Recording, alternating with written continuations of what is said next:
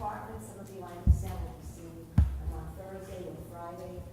As long as you are seeing them, and if you're not, I really would like you to tell me, because we're all in this together. We're supposed to be working together to provide you with the best education possible. So if somebody is not participating properly, I think we just need to know about that. So I have the another class list that you can use for your attendance sign-in sheet. There are still some issues. I just printed it this morning before I got here, and I think that there are some people who are here that shouldn't be, and some people who still aren't in the official class list that should be. So if you're not, if you don't see your name, please sign in. Otherwise, you can just check. Okay? So I think we'll begin over here. And our official welcome of the day from the College of the Graduate College. Yes. Here we are. Hi everyone, good morning. My name is Natalie Marciano. I'm the Assistant Dean of the Graduate College. I don't know, many of you probably haven't come to meet us yet, but we're in this building on the 3rd floor. So I'm bringing warm welcomes on behalf of our Dean and Executive, actually she's the Vice Provost of Graduate Education, Elizabeth von Boxdale. We're very excited to welcome you here to Drexel, and also very grateful to you for serving the role as TA in your courses and through your department. It's an essential role here at Drexel as you're learning, teaching our students, working with your faculty, and certainly it's very demanding, managing your own doctoral education plus teaching. So we understand that, and something that the Grad College does here, just briefly, is we really serve as a resource for you. Not only will you be caffeinated and fed, because we have free coffee up in Main 301 for all grad students, not just PhD students and master students as well. Please get to know us, because we really do serve as a resource for you. Whether you're here for 5 years, 7 years, 2 years, what program you're in, get to know us, because if you run into a stressful situation with an advisor, if you feel like you're stumbling, if you just need extra support away from your department, we're here to help guide you through that.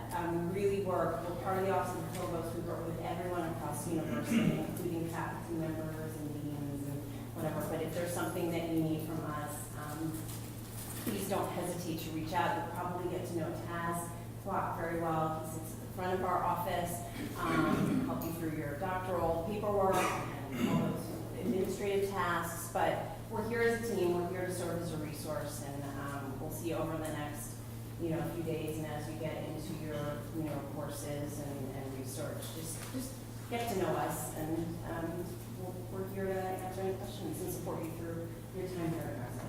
So enjoy your day.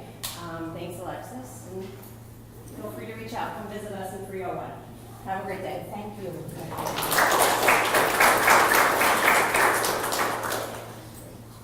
Okay, so next on the agenda is the faculty panel. Yesterday we had the experienced teaching assistants, and we get their perspective, and we thought that we'd bring in faculty members that you can learn from their experiences. And yesterday I thought your questions were great. You really kept it going. We never even got to do the groups that we were planning, because the questions were so good, and I thought it was great that everybody was hearing the answers. So I hope that you will be as motivated to ask questions as you were yesterday. We're still missing one person, but she's going to be here at 9:30, so we can begin whenever you're ready. So introduce yourselves, give them a little bit of background. Okay. All right, so I am Dr. Jamie Doherty. I am an assistant teaching professor in the School of Biomedical Engineering, Science, and Health Systems, because we're really trying to have the longest name of any college on campus, but it's some stiff competition here at Drexel, so we're doing our best. So I actually was a PhD student here at Drexel back in the day, although I ended up doing my research off campus. So I have been here. I have been the TA. I TA'd for all 5 of my years, every fall, winter, and spring term throughout my PhD. They've been giving me the summers off, at least, so I can research full time, beyond full time, as you will soon learn. So I've lived your life as the TA, right? And then I went and I did a postdoc, and I came back here as teaching faculty. So now I regularly work with TAs. I teach a lot of lab courses, which are, of course, very intensive of working with students with smaller class sizes. So some of you may be TAing in very large classes. I tend to work more in smaller class sizes. So some of the ways that you have to handle your workload is a little bit different in those different environments. So there's a couple things that I would always kind of throw out to you. The first is like communication between the professor and the TA is like, in my opinion, the most important thing, right? Like, it's my job to be clear about my expectations and to tell you when I need things done, when I need, like, how I want things graded, if there is a rubric, how it works. But at the same time, it's your job to tell me if A, those expectations are moderately unreasonable, or if you don't understand something about it, right? So if you know that you have something huge happening in one of your classes and you're not going to be able to meet a deadline, dear God, don't just not tell your professor and disappear into the ether, right? Like, if you just let us know so that we can also communicate that with the students, it goes so much better. The students will get all riled up if they don't know what's happening with their grades. So being able to have clear communication, I think, is just really, really critical. And being able to maintain that line both with the professor but also with the class so that they know, when am I getting this back? What did I do wrong? You know, if they don't understand why they're getting points off, they go riot with the tar and the feathers, you know. But as long as it's clear, as long as they understand why they're getting points off and how to get them back, our student population is really excellent. Like, I really love our students. They really want to learn. They want to get better. So I would say keep the lines of communication open, try to be as clear as possible. I think that's kind of like my biggest number one tip to surviving life as a TA. But you know, try to be really clear about expectations and how you deliver them. First. Good morning, everyone. Dr. Julia May. I'm a full-time faculty member in the Department of Communication, and I too once was a student here at Drexel. So I too, a long time ago, sat in one of those chairs. I TA'd, and now as a faculty member, I work with TAs. So I too know both sides of the story. Now, I couldn't agree more with everything that was just said about the importance of good communication. Come on, guys, I work in department communication. It's my job to tell everybody you've got to communicate. Which brings us to a really important question. How do you go about communicating with the person you work with? And the only thing that I can add to what you just said is find a routine. Usually what I do with my TAs is I meet every Monday morning and we talk about what's going to happen in class throughout the week, what I expect my TAs to do, what they have to do for the classes that they are taking, just to be in the loop. On Friday afternoons, I usually also send out emails which come give everybody a heads up, hey, this is what we're going to be talking about next week, so they can come into these meetings prepared, just to at least have a sit down once a week outside of a public class to be able to check in. Okay, I'm Dr. Jason Cross. I'm an assistant professor in the chemistry department. I primarily teach organic chemistry lecture, but this quarter I'm actually going to be a TA as well, so I've got to listen to my own advice, which I've got to make sure I give you good advice. Okay, so one of the most important things I've always found, first impressions do last. Your first day of class is kind of important in the way that you need to be able to set guidelines and boundaries that the students are going to follow. You don't want to get 3 or 4 weeks into the class and then something that you should have addressed at the beginning of the class on the first day is brought up. You want to make sure that your boundaries and guidelines are set. You want to, the information that you want to convey on that first day, who you are. Give yourself a name, make sure that they know who you are, know where you're located, know your office hours. So work those out, let the students know. Okay? So make sure you're there for your office hours. Students are wandering around trying to find you. It's not a good thing. Okay? It will get back to people higher up. Okay? Give them your expectations of how you want to run the class. If it's a lab, everything is already set out for you. But if it's a recitation or discussion, You say how you want it to run. Okay? Get information from the primary instructor, how they want their class to be run. If you've got an open book and you've got no guidelines or whatever, work out how you want to do it. Try and remember when you were undergrad, what type of classes work best for you, what classes you enjoy, how they will run. Okay? So how I taught recitation when I was a grad student, and how I tried to get my TAs to teach during recitation is basically promote learning. Okay? Recitation in small class environments, it's not about lecturing again. Okay? So be aware of where the class is in lecture, what material they've covered. Okay? Go in with problems, promote discussion with the students. If students are talking to each other, that kind of promotes them learning together. Okay? It kind of brings up those weaker students to the level of those stronger students. Okay? And actually talking in class is actually kind of relaxing for students. Okay? If they feel isolated in the classroom, they're not going to learn, they're not going to want to be there. So try and promote an atmosphere where you go in and say, well, I understand that you've covered chapter 1, this concept in chapter 1 has particular problems with it. What do you know about it? Here's a problem based on this concept. Get into small groups, work on it. And we'll talk about it in 5 or 10 minutes. Okay, because with recitation or those small class environments, you have that opportunity to promote student interactions with the instructor and with other students as well. Okay, which often in large classes, in the classes that I'm teaching, this upcoming fall, I've got 150 students in one class.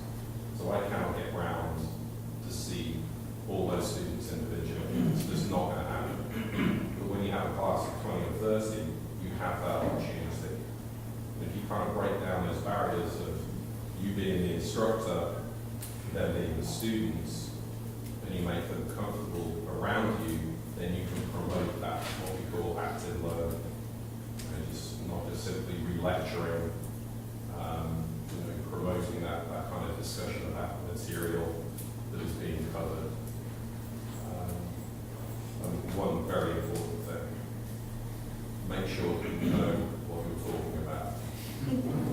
It sounds very, very obvious. And that's your preparation for the class. If you know they're up to a certain point in the syllabus, which is obviously you need to get hold of in order to be able to do this as a senior instructor, the primary instructor, to get hold of that syllabus. So you know when exams are, you know the material being covered. Okay, you prepare for that class. So if you know they've just finished chapter 1, for example, you want to go in with problems based on chapter 1, be prepared to discuss it. Identify the things if you're teaching a course that you took. You may want to go back to that knowledge that you have and say to yourself, what did I have particular problems with? Because more often than not, the students in your class are going to have the same problems or issues. Okay, so if you identify these personal experience is great. You know material that you struggled with as an undergrad, you can carry that kind of experience forward into your class. Okay, so that would be my advice to you. There's a based on something you just said, but last fall I had a situation where none of the TAs we had available actually had expertise in the class that I was teaching. And so that was a very difficult situation, both for me and for my TA. And my TA was very honest with me and said, I'll do my best to learn the content. And I said, thank you for being clear with me. And so my TA attended lecture, and did the reading ahead of time, so that the TA always knew what we were covering, what we were talking about in class. So circumstances don't always work out perfectly. Obviously, we do our best to always make sure that you're getting appropriate assignments. But if for some reason it's not a perfect alignment, there are ways for you to kind of catch up. And if you don't know something, it's better to ask questions back to them than to say something that's not true. But it's just my personal experience, actually. So excited. I'm Daniel Portion. I'm a professor in the business school. When I started teaching the first time that I had a class, I came up with this thing that I thought was going to be fair to grade the students in my class, and it was this whole convoluted, looking back, convoluted way of doing the grading that actually probably was more fair, I mean, objectively, but I got so much pushback from students in that time. And I tell you that because everybody makes mistakes, especially early on, the first time you're going to test a lot of things out. But eventually, if you remain responsive, as I tried to do, then I think you'll end up in a good place. Don't try to put too many expectations on your first time. My first courses were disasters in many ways, but then I won, at this point now at Drexel, I've been here 10 years, and I won the University Teaching Award and the Legault Teaching Award. So it's it kind of like keep up. I'll give you the 3 things that I try to keep reminding myself to do in the classroom that I find that students are looking for. It's 3 C's to keep it catchy. It's clarity, consistency, and caring. Clarity, consistency, caring. Clarity. I try to not speak too quickly in the class, to go over stuff so fast. I keep my words as small as possible. I try to use as little jargon as possible, and I repeat stuff.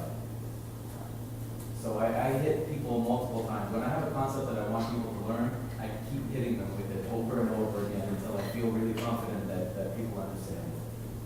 And from there, so that way the people in the class, they have a really clear understanding of what material I want them. The second one is consistency.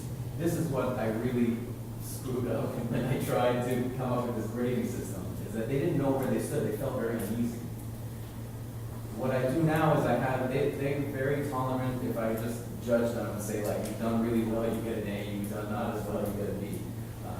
But it's feeling secure when they come to class and like what's going to happen and how the class is structured. So what I do now is, in many of my classes, especially the undergrad classes, what I do is I have on Tuesdays is quiz day, and on Thursdays is project day. And I just do that throughout the term, and I do not veer from that. I keep that structure.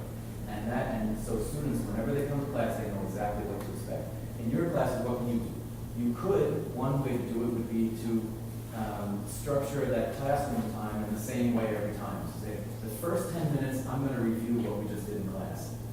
The next 20 minutes, I'm going to go a little bit deeper into some of those concepts. And then the last 10 minutes of class, let's say I'm going to do question and answer or something. But I would encourage you to think about ways to provide that kind of consistency so people know where they stand in the class, and when they come in, they feel confident that they know what they're going to do. They might not know all the material, because they feel uneasy enough, believe me. They're coming in, they're getting bombarded with all these concepts and things, so they feel uneasy. We want to provide all the other structure to make them secure in every other way other than the material. Right? There's the material, we want them a little uneasy, right? We want them at the edge of their knowledge. So that's clarity and consistency. The last one is caring. And if students know that you care about their learning and their future, they will really enjoy your class. They'll be much more motivated. Some little things that I do. One of the little things I do, and I stole this from another professor in our college, who's also one that won the university award. On the quizzes that I give those weekly quizzes. The first quiz, especially, but I do it as much as I can for all the other quizzes. But the first quiz, I put a note on every single student's paper. Every single one. And it's not long. I just say, like, you got a 9, can we get a 10 next week? You got a 10, keep up the good work. You got an 8, it's good, but I think you can do better. And no matter what they get on that quiz, I put a note on there that says, I am keeping track of you, okay, individually, and I want you to do better. And I think you can do better. And when you do that, when you show that kind of caring, that's that's one way that I show it. You'll come up with your own ways. But having they're trying to make personal connections with each individual student in your class like that. If you can find ways to do that, you'll do great. You'll have a tremendous impact on students. The last thing I'll say is, a lot of students, they come to class, sometimes they'll seem like they're sleepy, They might be sleepy, okay? They'll come, sometimes they don't seem like they're paying attention, but I can guarantee you, they look up to you. You, to them, okay, they're coming in, they don't know the material, you know the material. They admire you, they want to learn from you, I will guarantee, even the ones who seem sleepy, okay, you'll see it, it'll come out on exams and things, you'll find stuff that you said in the second day of class that is like a throwaway line, and they're picking up on it. So you have a tremendous impact on the students in your class. Take advantage, and if you do, it will be very rewarding, I guarantee. Okay, your turn. Questions?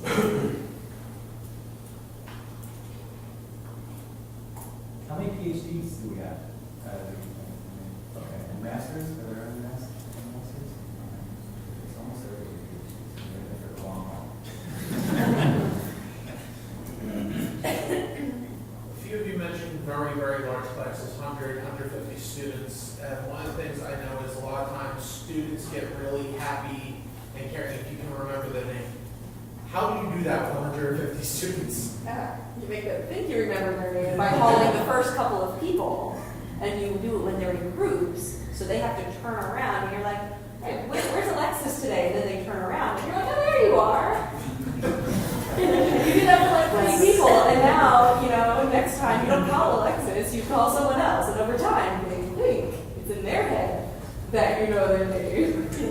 I repeat people's names to myself a lot. So like when I call on somebody, I'll say, "What's your name again?" I'll say their name. When I pass out when I get the like quizzes or something or some kind of thing that they hand in, every time they give it to me, I look at it and say, "Okay, that's so and so." So I just try to keep in mind. I have a terrible memory, so I'm really bad at it. But usually they'll understand if you're trying at least. You can also print out those photo courses, you have all the students and none of the section next to the pictures sometimes aren't the greatest, but gives you a bit of an idea.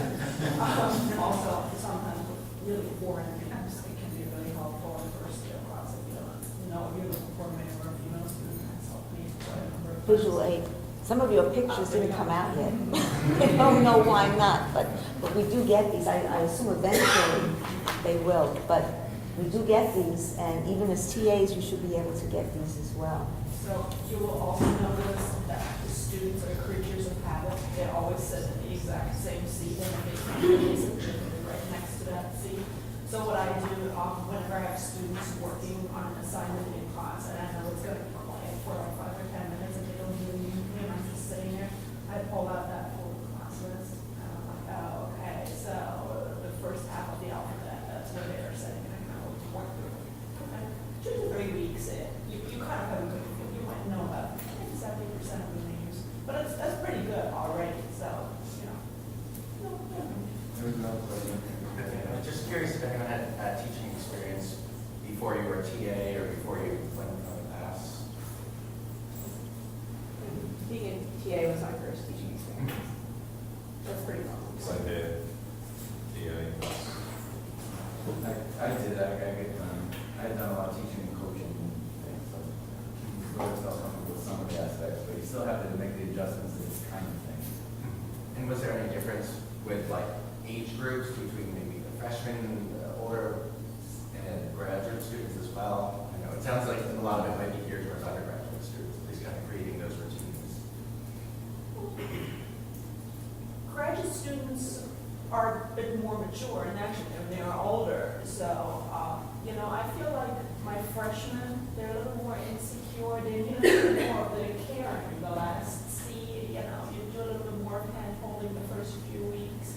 So that's one difference I see. They also still have to find their way around Drexel. So I try to be a little bit more lenient. You know, late arrivals, missed due dates, those kind of things. You got to give them a few weeks to get used to everything. But other than that, personally, I feel sometimes graduate students are a little bit more prepared. They're more likely to do all the readings, not just for a fraction. So that makes it a little bit easier to work with them. Not there really are not many differences. I would say, especially as graduate students progress throughout their careers, their priorities really change. And this is very program dependent, right? But once a student in our department is in a lab working on their thesis doing research, their classes get like really deprioritized. And part of that is just kind of like understanding where your student population is, right? And kind of keeping track of what's happening with them. But the good thing about that is graduate classes are never going to be enormous, right? They're always going to be smaller. So I know in our department, our largest grad class is maybe like, okay, I guess we have like our general grad class, which is maybe like 60. But even so, that's something where the grading, you wouldn't have as much interaction because you'd mostly be grading and returning assignments. So there's, because of that level of maturity, there's a little bit less hands-on. I change for every class, and what I do this for every single lecture of mine, okay, or class 9. I map out what I think they know when they're arriving in the class, and then where I sort of want to meet them. Okay, so I write down. I'll say like, if I ask a person who's a freshman or a grad student or whatever the class is, the average person, if I ask them this question, how do I think they're going to answer it right now? Okay, and how do I want them to answer it? So then I do, this is kind of like, it's like a Socratic thing, it's not really getting into the whole thing, but the basic idea is you try to figure out where your starting point is with them, where their mindset is, how they think about problems, and then depending on the class and things, you sort of chart your course to where you're hoping they're going to end up. So that's how I do. So with the grad students, they're more advanced. They have a little bit different mindset of thinking. It might be they have more, in business school, it's more business experience that they'll have. So they'll have different ways of thinking about it. But I always map that out, and I try to do it by whatever class I have, wherever I think they are. So once the first day of class finishes, I'll know, so I dive into the class rather than just to like a generic sort of, undergrad versus this. I mean, there are similarities, but I think you're getting what I'm saying, right? Yeah, of course. Thank you. I think to piggyback on what you were saying, I've certainly noticed that as people, especially we mostly teach master students or deal with master students the senioritis thesis thing is, how do you deal with it? I mean, it's 100% true. Like, you notice people stop doing the readings, they are, asking for assignments to be, the dates to be extended. How do you? So I worked with a large percentage of our senior class in biomed, and part of it is, and as we get the spring term performance, Exactly. basically like dives off a cliff, like a free fall. So part of that is, again, understanding your student body, right? So I have shifted some of the assignments to either rely heavily on concepts that we did in the past, earlier in the year, and then it's more practice, right? So I've shifted some of my content to be more practical to them, because frequently at that point, and our students are really looking for jobs. So they're really focused for us on getting hands-on lab skills that they can put on their resume, right? So I have shifted the content of my course to be something that's a little bit more relevant to them, right? So now it's practice, making sure you have those skills, so when you put it on your resume, you can speak about it in a coherent and reasonable way, instead of having it be a throwaway statement. But part of it too, you can only do so much, right? You can lead a horse to water.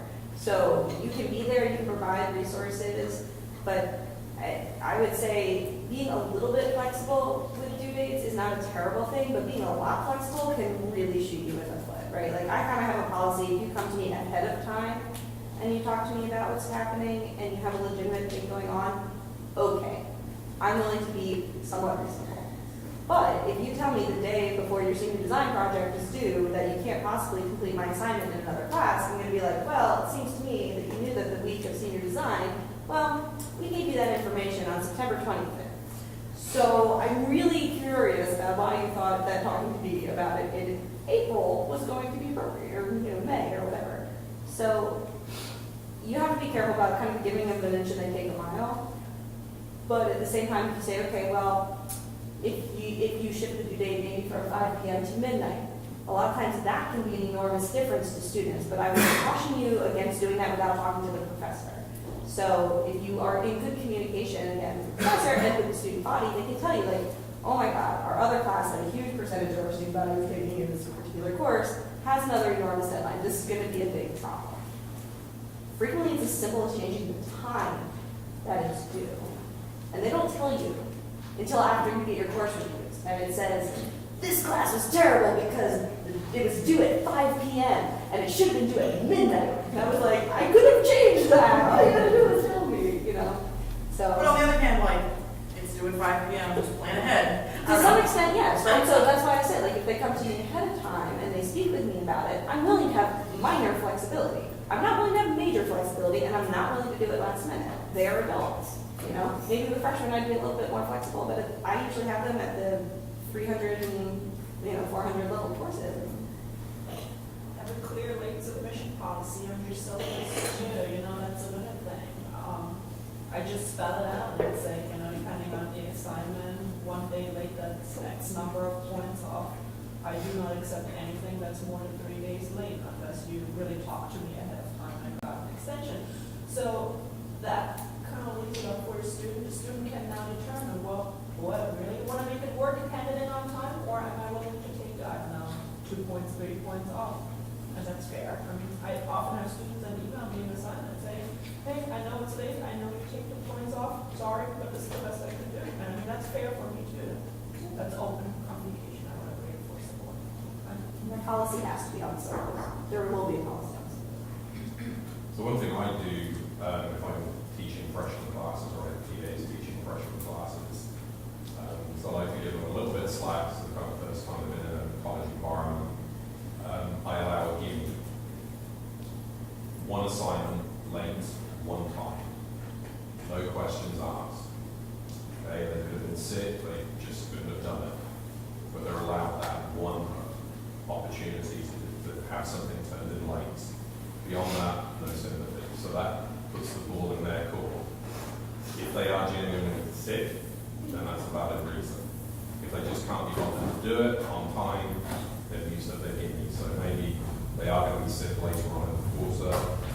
It puts the onus on them to be sensible with their one opportunity to not turn in something on time. So that kind of works for freshman classes. I don't tend to use it so much in the higher level courses, but it kind of gives them the opportunity to ease themselves into the way of doing things at college. What should the TA do if a student comes and feels their homework grade? Could you say it a little louder? And the people in the back of here. What should the TA, like how should the TA react if a student comes and then dispute their homework grade? Should I just encourage them, to give them a slightly higher grade, or should I go back to the professor or explain to them that they cannot do it? What's the correct response? Well, You're undoubtedly. in the back, okay? It's, okay. Undoubtedly, this will happen. People will come and they will try to argue points, even if, I've had students be like, well, shouldn't this be worth partial credit? And I've been like, is it partially correct? Because, it is.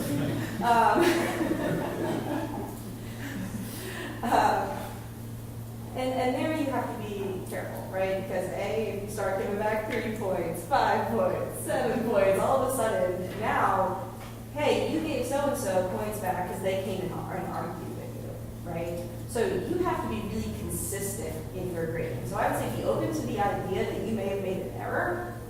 It happens, inevitably you will make a mistake at some point while you are grading. And if you are straightforward with the students, if you say, look, if you think I made an error, come talk to me about it in a reasonable way, and we'll go through it. Now, I tell my students, if you think the TA made an error, and it's not obviously simple math, or you think that it was a judgment call, I will go through and I will regrade your lab report. I'm not as nice as your TA. Okay. It takes people 13 to 14 weeks in my classes to get 100, right? But you'll notice that's more than one term. On the other hand, you get a sticker when you get 100 in my class. So, there is that. Usually there's clear grading schemes and rubrics, depending on what department you're in and what classes you're in. So I would say you don't want to deviate from a rubric because that's clearly defined in the syllabus. And, if you made a legitimate error, correct it. But be cautious with that. Lisa, why don't you introduce yourself? Okay. Join the group. Sure. Sorry for being late. Hi, my name is Elisa Klein. I'm an associate professor in mechanical engineering. So to come back to your question, I was very insecure when I was in PTA because I immediately felt like my grade was challenged. And, you know, it made me nervous because, you know, it's a student's grade and you want to be fair, but at the same time, have a grade on that assignment, right? And a professor I once worked with told me, Julia, we do not negotiate grades, but we explain why a student received a particular grade. And that's something that I think of often to this day after more than a decade of teaching. And, you know, it's a pretty good sentence to remember because often a student comes to you and they receive a grade. They might be shocked, they might be disappointed, or they might be pleasantly surprised and really want to know, well, what did I do to get such a good grade? How did I keep it up? I mean, you have those situations too. So sometimes all it takes is a minute or 5 to sit down with a student and just go over and sign with them and explain, look, this is why I had to take off points here. But hey, I also really like what you wrote here. Give them this explanation. And you know, going back to what you said, you will make mistakes. I make mistakes. Sometimes a student comes back to me and says, you said I didn't cover this in my paper, but it's right there. And I'm thinking, what was I thinking? When I read this assignment, like, was I half asleep or what? And then sometimes I don't know, you have a stack of papers and you just want to get through them today and, you know, you already graded so many. Sometimes it's difficult to pay attention. So it can happen when someone comes back to you and says, I just ain't great here. Well, then you obviously have to act and you feel like, well, I really should correct that grade. Go ahead and do it. This whole conversation is bringing up this kind of inner struggle that I have, that I've had for a long time. I don't think it'll ever go away about grades, because the whole idea of grades, I'm not crazy about, but it is necessary because it's motivating for students, right? If you don't have any grades at all, then a lot of students will kind of move around. So we sort of need to have them in there, but there's always this danger hanging over that especially when you start negotiating grades and start getting into like a tenth of a point and stuff, there's a real danger that it turns into like, it creates an us against them sort of a thing, and you lose the fact that you're on their side. At least I think that we should be on the student's side, right? So I just put it out there, and so that now that you can all struggle with the same thing that I do. So don't leave me alone on this. That we want to keep it that way. So we want to resist, as you're saying, we want to resist the temptation to be defensive and to turn it into like a horse trading kind of a thing, right? And stick more to the explaining stuff and try to and use it as a way to encourage them for the next quiz. Say like, okay, let's make sure that what do you have to do now when you're studying for your next quiz? What do you need to do to make sure that you don't do this again and that you get the extra half point or whatever it is that you seek? All right, let me help you do that. So if you can, try to look for ways, I think, to turn it around like that, and it'll make it more enjoyable for you and more rewarding for them. If you keep it focused on content, then they focus more on content. But if you let them steer the conversation towards numbers, they get much more focused on the number of their grade than the knowledge they are gaining. And, you know, some of them honestly are here to get a good GPA so they can move on to med school or whatever it is, right? But the fact is, they're here for an education, and it's all of our responsibilities. The way I see it, there is only one side, right? It's student learning. That's literally the whole reason every single person is here in some way, shape, or form. So keeping it focused on content and trying not to devolve into a further course. Yeah, I mean, I think that's the big part of the slippery slope that you were mentioning before, that we want to try to resist like devolving into that. We want to keep it focused on what's important. You had mentioned with the active learning and trying to, the caring aspect of this 3 C's, and you want to be quote unquote a friend to your students, but you don't want to be their friend, obviously. Right. So what can you do to put that kind of crowbar separation where they know you care about them, but you're not their buddy, you're not going to give them the extra points back just because you like them or because you feel bad. Yeah. How do you keep that separation without feeling too distant that it is another person? Yeah, that's good. We do have to sort of tiptoe up the line with our work, Okay. right? So I agree with your hunch, I think. So I mean, like on those quizzes, when I write those things, I talk about their grades, I talk about the learning, sometimes I'll ask them about how they're doing in other classes and how things are going, but I always keep it education focused. And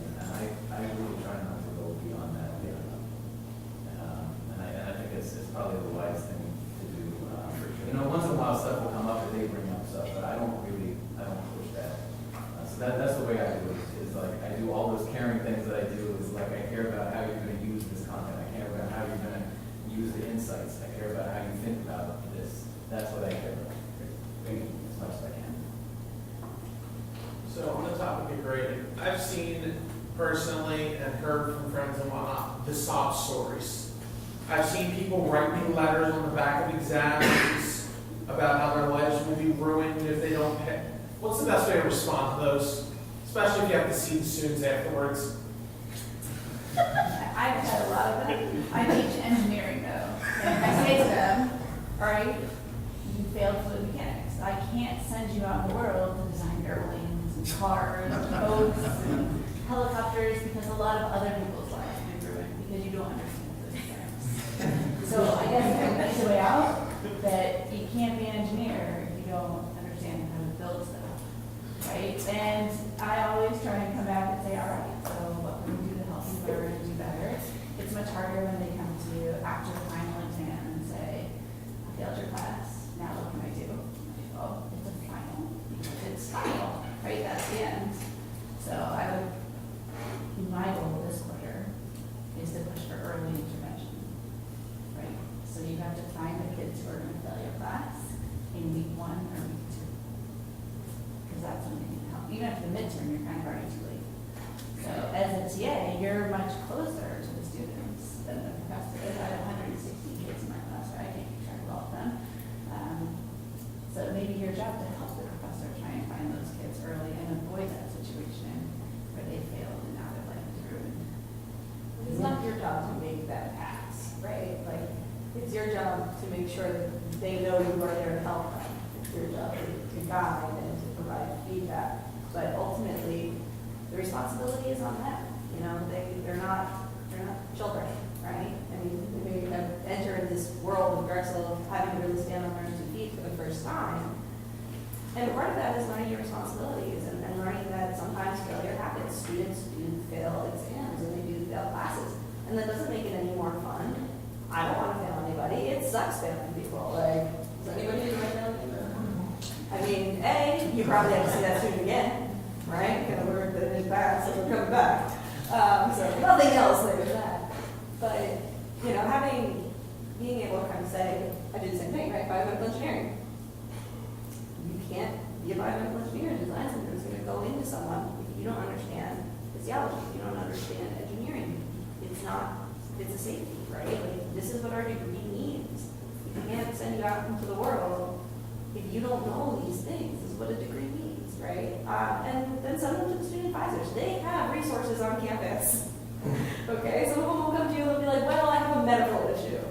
You'd be like, that's really not my department. Are you aware that we have an office of disability resources, right? So part of it is having to kind of help them use their other resources once they're at the level. You know what's another technique that you can use so that it doesn't all have to fall on your shoulders and you don't have to make a 2-second decision about it, which you don't want to do, is just ask the student, okay, I think I understand where you're coming from, but can you send me an email where you kind of like detail what this is all about? That will give you time, and then you can go to your advisor, and you can say, I just got this thing, and I'm not really sure how to deal with it, do you have any advice for me? And then you're bringing in your professor advisor, who's probably had a million of these things as we have, right? And so they can help guide you and kind of take some of the load off your shoulders, which you don't deserve or need right now. So I would do stuff like that, just to kind of like have that, and you're also documenting something, so to speak.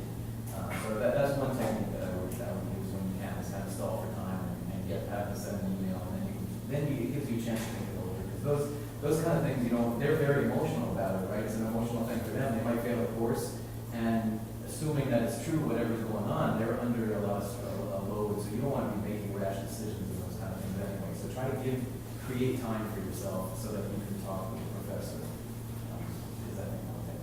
And it is perfectly fine, just as a quick add-on, to tell a student, look, I can't answer this right now. I need to think about it. I will let you know next time you ask me. It's okay to say that. And it's also okay to come back 2 or 3 days later and say, look, I actually thought about it, and yes, I think you did fail that question.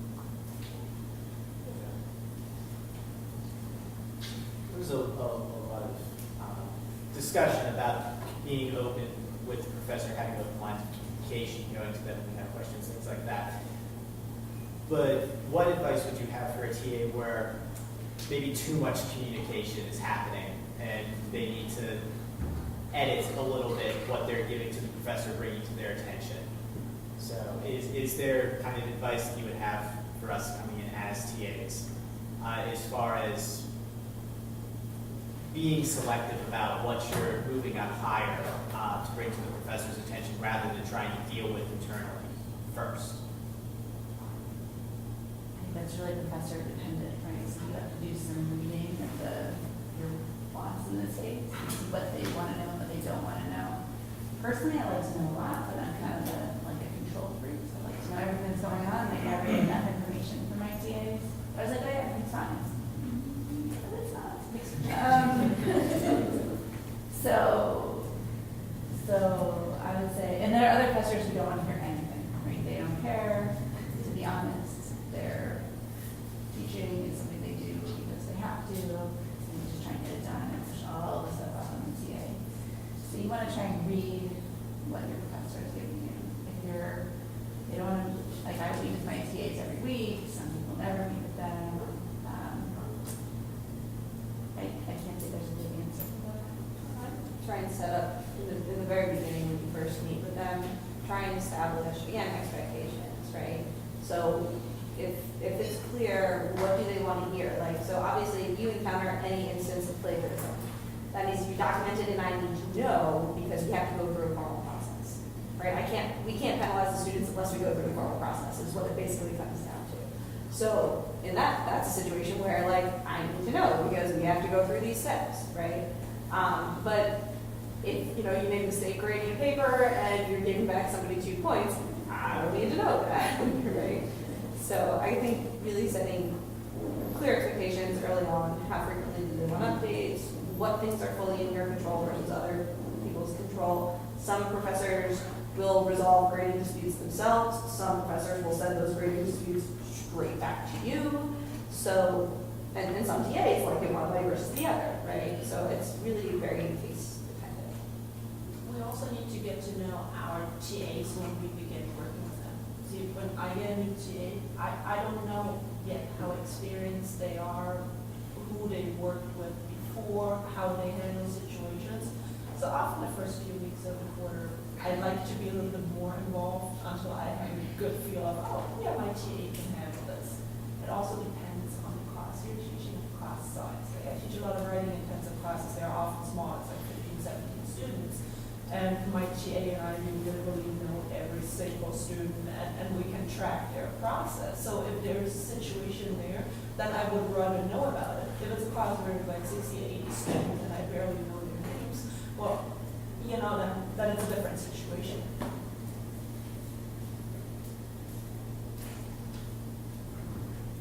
So how do you encourage participation, engagement from the students?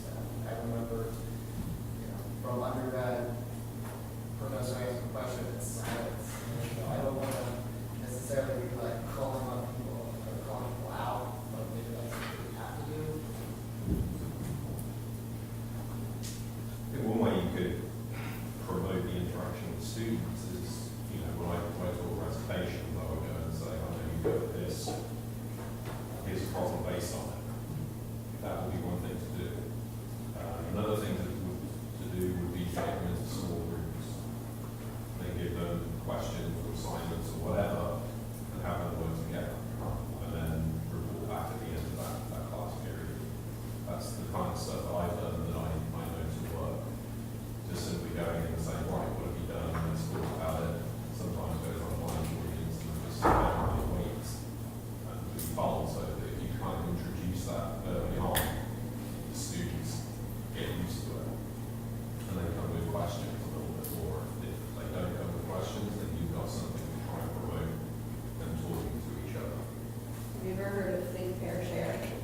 So if you have a question for the class, you give it to everybody. They have a couple seconds to think about it, 30 seconds or a minute. Then they turn to a partner and they say, this is what I think. This is how I should solve this problem. This is how I think I should write this sentence to communicate an idea.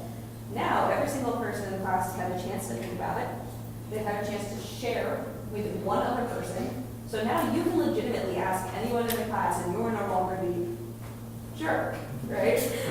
Because everyone has had an opportunity to actually not just think about it, but actually share their ideas with somebody else. So now that they don't know the answer, they don't feel so bad about being like, I have no idea.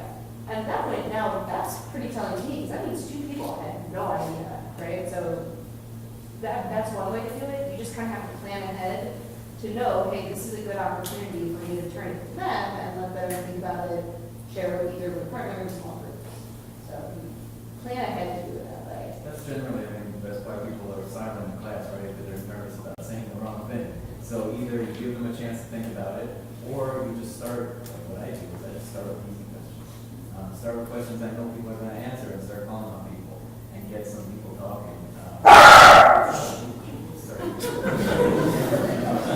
We're not everyone agrees. That's what I do. Volunteering answers. I'll say 2 things. One is, if you ask a question, never answer it yourself. You'll be like, hey, what's 4 plus 4? Silence.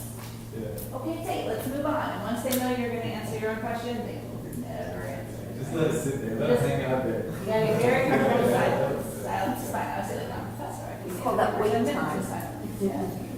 And it feels longer to you than it actually is. So never answer your own question. The other thing I think is a skill that you gain over time, and I'm still not good at it, is making every answer seem like a good answer. It can be totally wrong, but you still have to be like, oh, it's very creative. I'm still not very good at it, but I'll give you this example. When I was in graduate school as engineers, like we went and worked in a hospital. We had this guy who led a little small group on infectious disease. So you got like 2 mechanical engineers, 2 electrical engineers talking about infectious disease. We're like, maybe it's malaria, maybe it's the flu, maybe it's this. And you're like, I don't even make us all feel good about it, even though we were totally wrong all the time. And I wish I had recorded this class because it was such a skill he had. It's something that you develop over time, that students can really read your facial expression, your body language, and think that's a dumb answer. It comes out everywhere, right? So you have to really have good control over everything to make everybody feel like their contribution to class is good. Once you embarrass one kid, no one's going to see. I was just curious, what is one thing that you either find yourselves having to always sort of brief your TAs on, or like one thing you wish every TA who came to you would already know or already do?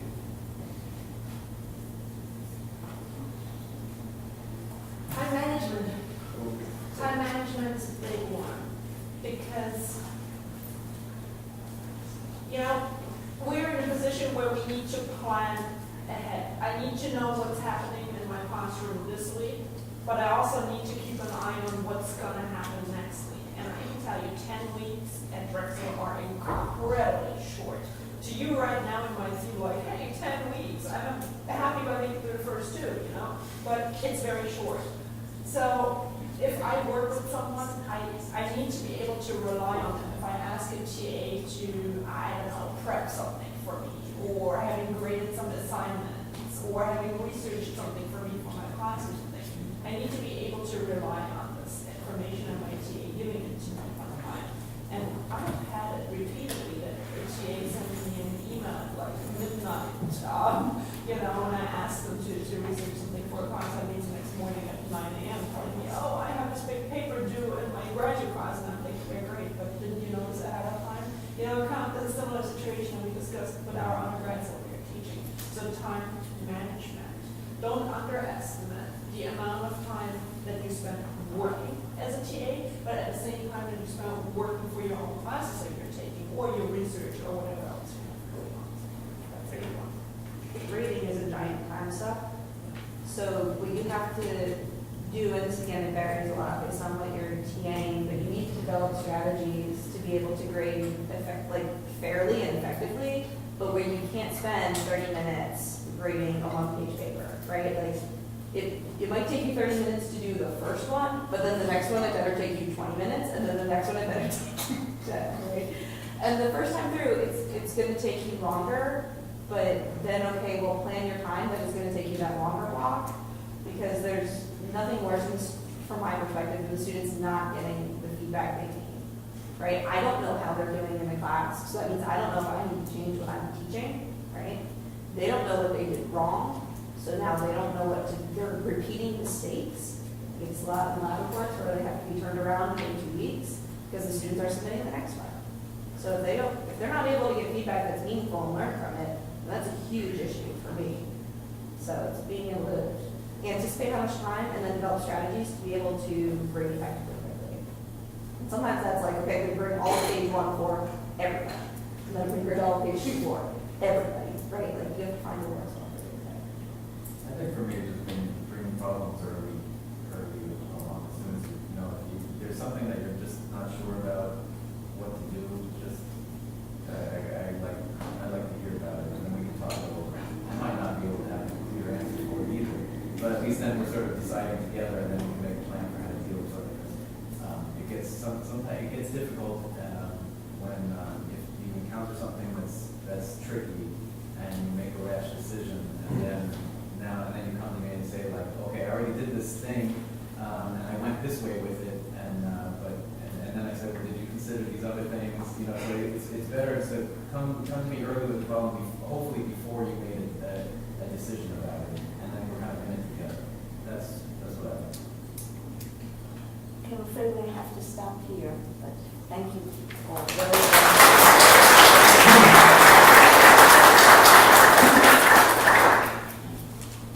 Do they have a way to contact us if they have other questions or anything? Yeah, I can send you, I'll send you their names and their email addresses, and I think that's a great idea. Yeah. If anybody wants to follow up with me, DPK46. Yeah, no, thank you very much. Excellent answers, and very encouraging. Thank you. Thanks, Alexis. So we'll give you a 2-minute break. Interestingly enough, our next workshop is on student conduct. And so some of the things that they talked about, we're going to give official answers on how we should handle certain problems involving conduct. So a few minute break, and then come on back. We've got several presentations. Also, the attendance list. Anybody have that one? And I know people came in a little bit late, so maybe you want to sign up in case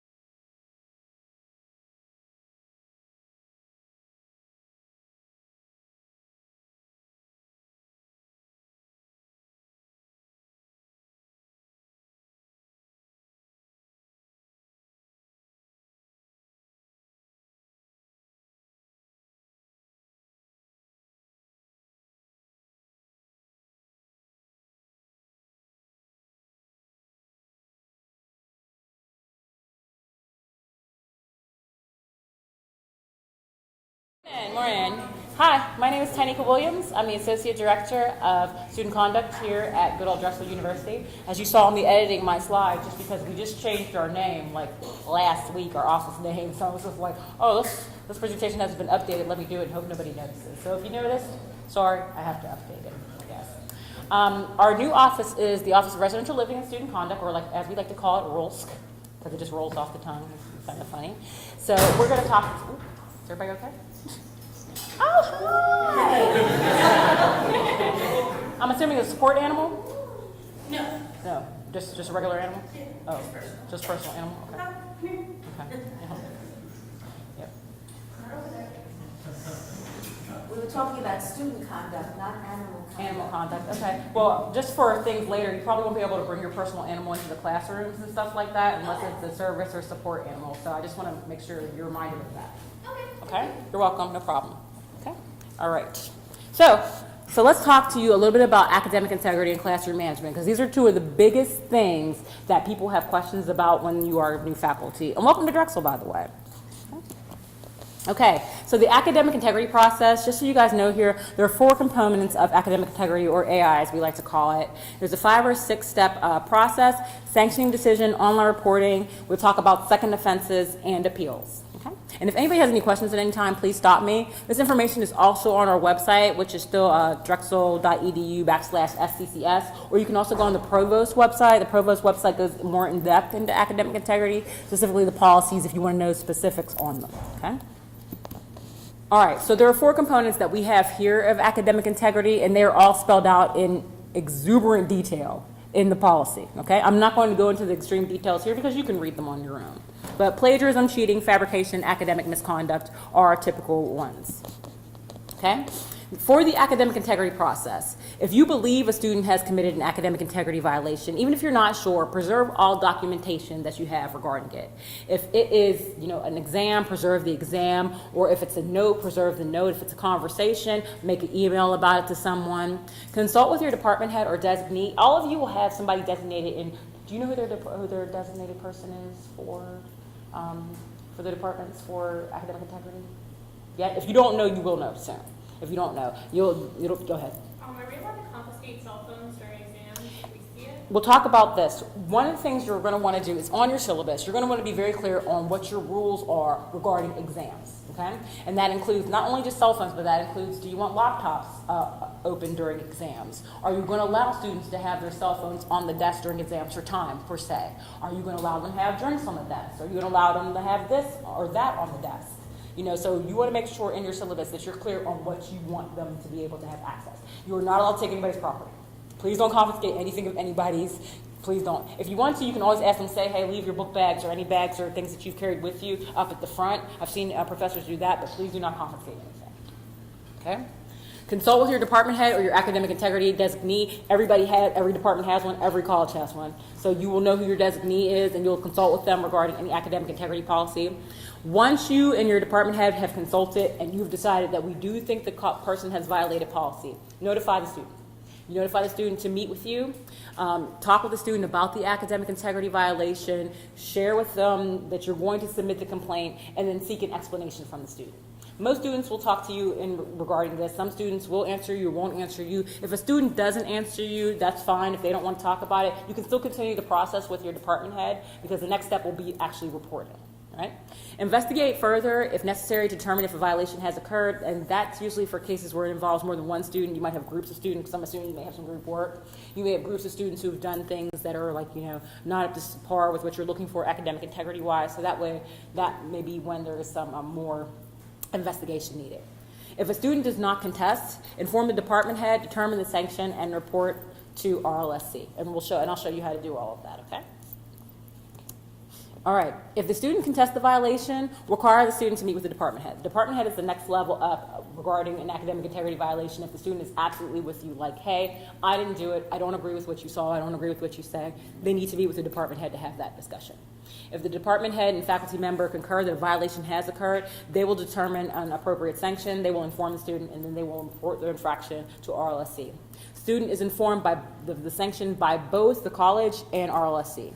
So about time the student gets to us, and I'm sending a letter to the student saying, hey, by the way, here's your academic integrity infraction, this should be no surprise. They should already have been performed either by yourself as the professor or the department head as to, hey, this was the infraction, this was your response, whether you said, I did do it or I did not do it, and here is the sanction that the faculty member has attached to it, okay? So this shouldn't be a surprise. No student should be calling me and saying, I never heard anything about this, my faculty member never contacted me. No, you actually do have to talk with the students regarding this before you submit anything, okay? All right, the student will likely appeal, which is fine. The students do have the appeal rights and they do have the appeal measures to go through. Okay, so first violation sanctions. All first violations of the academic integrity policy sit with the colleges and the schools. So basically you guys have, I don't want to say carte blanche because that sounds wrong, but you guys have the first authority when it comes to first violations of the academic integrity policy.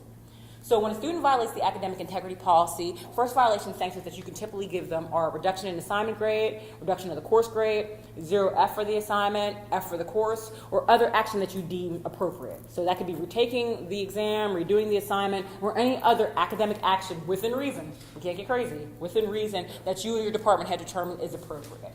Or you can do all four of the options above with the inability to withdraw from the course, because sometimes students will say, hey, I got an academic integrity infraction in this course, I want to withdraw out of it. And that's not the way we do things here. You're not just going to withdraw before any type of sanction is handed down or try to get out of it because you're getting an F in the course for an academic integrity infraction. We won't let you do that. Okay? All right. So, how do we get here? 3 easy steps. You go to our website, drexel.edu/SCCS. You go to Faculty and Staff tab. It'll say Academic Integrity Form and Resources. You will click on that, and this form will come up. Okay? Once you put in the number of students involved, then the form will open up completely, and it will ask you for more information. The form is extremely intuitive and user-friendly, unlike our software system that we have to use to report content. But this one is super user-friendly. It's in-house, it's homegrown. We're trying to replicate it in our software system, but it'll ask you specific details and information. It'll also, from what I understand, automatically put in your academic integrity liaison. So if for some reason you're just like, I have no idea who my academic integrity liaison is, the form should automatically put that in. If it doesn't, you may have to ask. But it's always good for you to know who your academic integrity liaison is, because basically they're your point person for questions about academic integrity when I'm not around to answer questions or nobody from our office is around. They are your point person. Okay? All right, so appeals. So what happens when a student says, you know what, I disagree. I don't think I violated any policies, and I don't think that the sanction is fair. You could say, that's fair, you have the right to appeal. The student has 3 levels of appeal. The first appeal will be to the department head or program manager. Now, I understand that you've already had a discussion with your department head or program manager regarding this possibly, because if they are the person that you have to go to discuss the academic integrity policy with them, the student's first level appeal is still there. They still have to appeal there, and they appeal in writing, and they will copy us on our student conduct email address, letting us know that they have appealed. Okay? After that first appeal, if the department head agrees with you and says, no, I agree that the policy was violated and the sanction is appropriate, the student has the next level of the college dean. They submit another appeal in writing to the college dean, saying basically, I'm appealing this after that. Once they do that, the college dean, if the college dean agrees with you and says, no, I agree that policy was violated and the sanction is appropriate, your last level of appeal is the provost.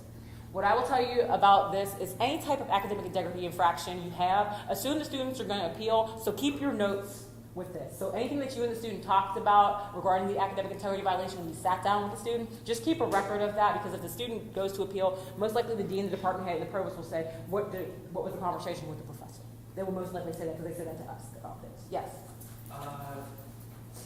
Would you be allowed with consent to record the conversation you have with the student? I'm going to say Pennsylvania is a 2-party state when it comes to recording. You have to ask for permission to record. I'm going to say don't do that. Okay? Don't record anything with anybody, because we tell our students not to record anything with anybody. And what I would hate for someone to do is be like, oh, since you want to record, I want to record too.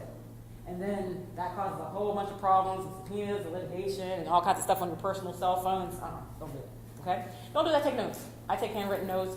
Or some people like to type notes, but I don't type that fast, so I write. Okay? So that's what I would suggest. Take notes that way. Let the student know you're taking notes. I tell them too in our conduct meetings, I take notes because I can't remember everything you said. So understand that. Okay? And just because you take notes doesn't mean, and I tell students this all the time, it doesn't mean it's the gospel truth, it's just what you say. So make sure they understand that too. All right? Second violations. Anytime a student has a second violation, we will meet with them. Because by that point, we'll consult with the college for suspension decision, because a second violation of the academic integrity policy is suspension. There is no ifs, ands, buts, or ways around it. If you violate the academic integrity policy a second time around, you're going to be suspended for at least a term here, or a semester, depending upon which kind of classes that you guys are teaching. That's what's going to happen. Okay? You will not know if it's a student's second violation, and we want to keep it that way because we don't want to bias people against the student. You won't know, but we will. So we're not in control of the academic sanctions. You guys are. So they complete the academic piece with you, and they'll complete the student conduct piece with us over here. So our sanctions will have more to do with educational and punitive things like suspension, education on not doing bad things with academic integrity. Your guys' sanctions will have more to do with the actual infraction of redoing an assignment, effing a course, those type of things, okay? And the appeal processes are two separate processes. Everybody understand? Yes? So if something were to happen and we don't know, I mean, it might be the first instance in our course, but we have no idea what's happening. Nope. Outside of that, so we should just proceed like it's the first Proceed violation. like it's the first violation. Yep, proceed like every violation is the first violation. Then we will contact you if we need to be more. If we need you to get more involved regarding that, okay? And we will definitely do that if we say, hey, this is a student's second violation. We may have to go to a hearing, because typically when a second violation rolls around, even if the student did do it, they're just like, no, I'm going to a hearing because I don't want to be suspended. And even if we go to a hearing, most chances are you're probably going to be suspended. It's just for the length of time. How long? It's going to be more than a term. I always tell students we usually start at 1 term and go up depending upon how egregious the violation was. Because like if you stole an exam, you might be expelled. So think about that. And that might be a first time thing. So if you submit something to me that says this is the first time a student violated policy, but they stole an exam, they're probably going to be expelled. I couldn't imagine that they wouldn't be. Don't steal exams. Moral of the story. You'd be surprised at things that I hear, okay? So good ideas for proctoring exams, things like that. Use differently ordered exams containing the same questions. Use differently colored exams with the same questions. Walk the aisles during exams. Take notes of 6 students using lots of tissues. Yes, please notice these things, because some of the old school cheating ways that were like back when we were in school, many of us, I'm assuming you're all around my age, maybe. Back when we were in school, like writing things on your water bottle label and putting it around your water bottle, or writing things on your hat, or writing things on a tissue box, or things like that. People put things in their sleeves. Man, there are ingenious ways to cheat now that don't involve technology anymore. They're just like, dude, we can old school cheat. It's fine. So just make notes of things that you think are suspicious. If you think things are suspicious, take a look. You're allowed to stand there and watch. Who says that you're not? It's your classroom. You are allowed to do what you want to do. And you can tell the same thing with your TAs. You're allowed to stand there if you think something's going on suspicious, because your presence may stop whatever academic integrity infraction might be happening during the exam or otherwise, okay? Assign seats if you feel you need to, because if you think people are getting too chummy and you're sitting too close to each other. And also create an environment of accountability, Talk to them about, being responsible in their classes. Talk to them about, how would you feel if your pharmacist cheated their way up through, their classes, and now they were going to give you a prescription? Would you want to take that prescription? I don't think I would want to. Or, better yet, your surgeon, who has to do your heart surgery. How would you feel if they cheated and they're coming about to cut you open? I don't think I'd want that surgeon to do that. So think about that. Don't assume soft drink labels contain just the nutritional values of the beverage. I tell you, man, people should use their powers for good instead of evil. I wish that they would, but they come up with some ingenious ways to cheat things, and things that I haven't even heard of. Assume phone calls are just for calls or clocks. Like I said, that's talking about how do you want students to have access to their cell phones during their exams? How do you want that to be? If they cannot, they don't have to be on their desk. You can say no. You can say, if you want to have a clock or a watch. I wear a watch. I'm sure some of you wear watches. You'll be fine. Let your guard down equals an invitation to cheat. And the example that I give is by this. When I was a freshman, a long time ago, I remember we had a stadium class where the teacher sat down here and, the stadium all up above, so you could actually really see what people were doing. For every exam, the professor sat at the desk with her head down doing something else. And I just watched people around me cheat. And periodically, I would just look up to see if she ever looked up. The teacher never looked up, not once. And we took 4 exams in that class, and I watched her for most of it when I probably should have been focusing on my exam. But still, I just wanted to see, because I'm just like, people are cheating around me left and right, rampant. I'm just like, is she going to look up? She's got to feel these people cheating. Never looked up, not once. And a friend of mine, she cheated. She got an A in that frickin' class. And I was just like, damn it, I got to see.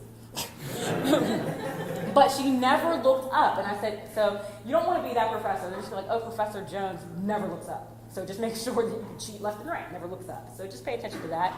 Forget the basics and forget what works. If you have strategies to prevent cheating that work, share them with your fellow teachers, you know? Make sure that you use them. There's always good things to do. And this quote is like Dr. Michael Truman. He's a great resource for any type of like proctoring exam good ideas if you just don't have any good ideas of your own. So let's talk about classroom and course disruption, okay? A lot of times people say, you know, what can I tell my students to do or not to do in class, okay? This is your classroom. Within reason, you can tell students how you expect them to behave. And the example I give is this.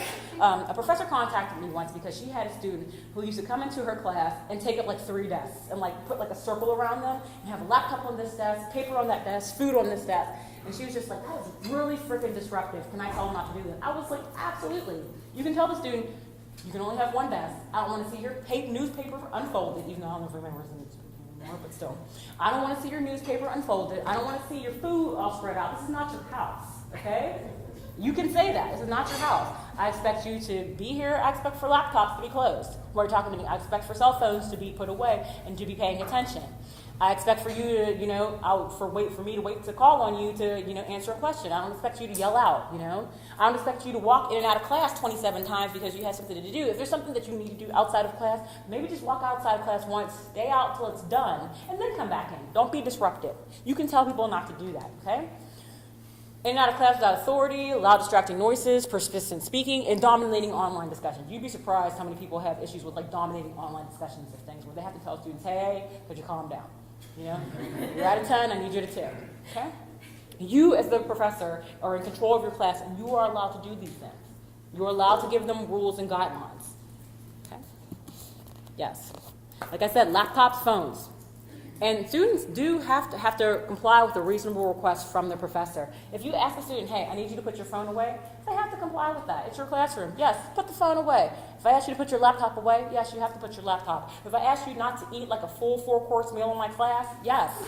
Yes, that is a reasonable request. You don't get to do that. Okay, so you can make reasonable requests of your students, and don't be afraid to, because a lot of students will be like, oh my gosh, I just didn't know.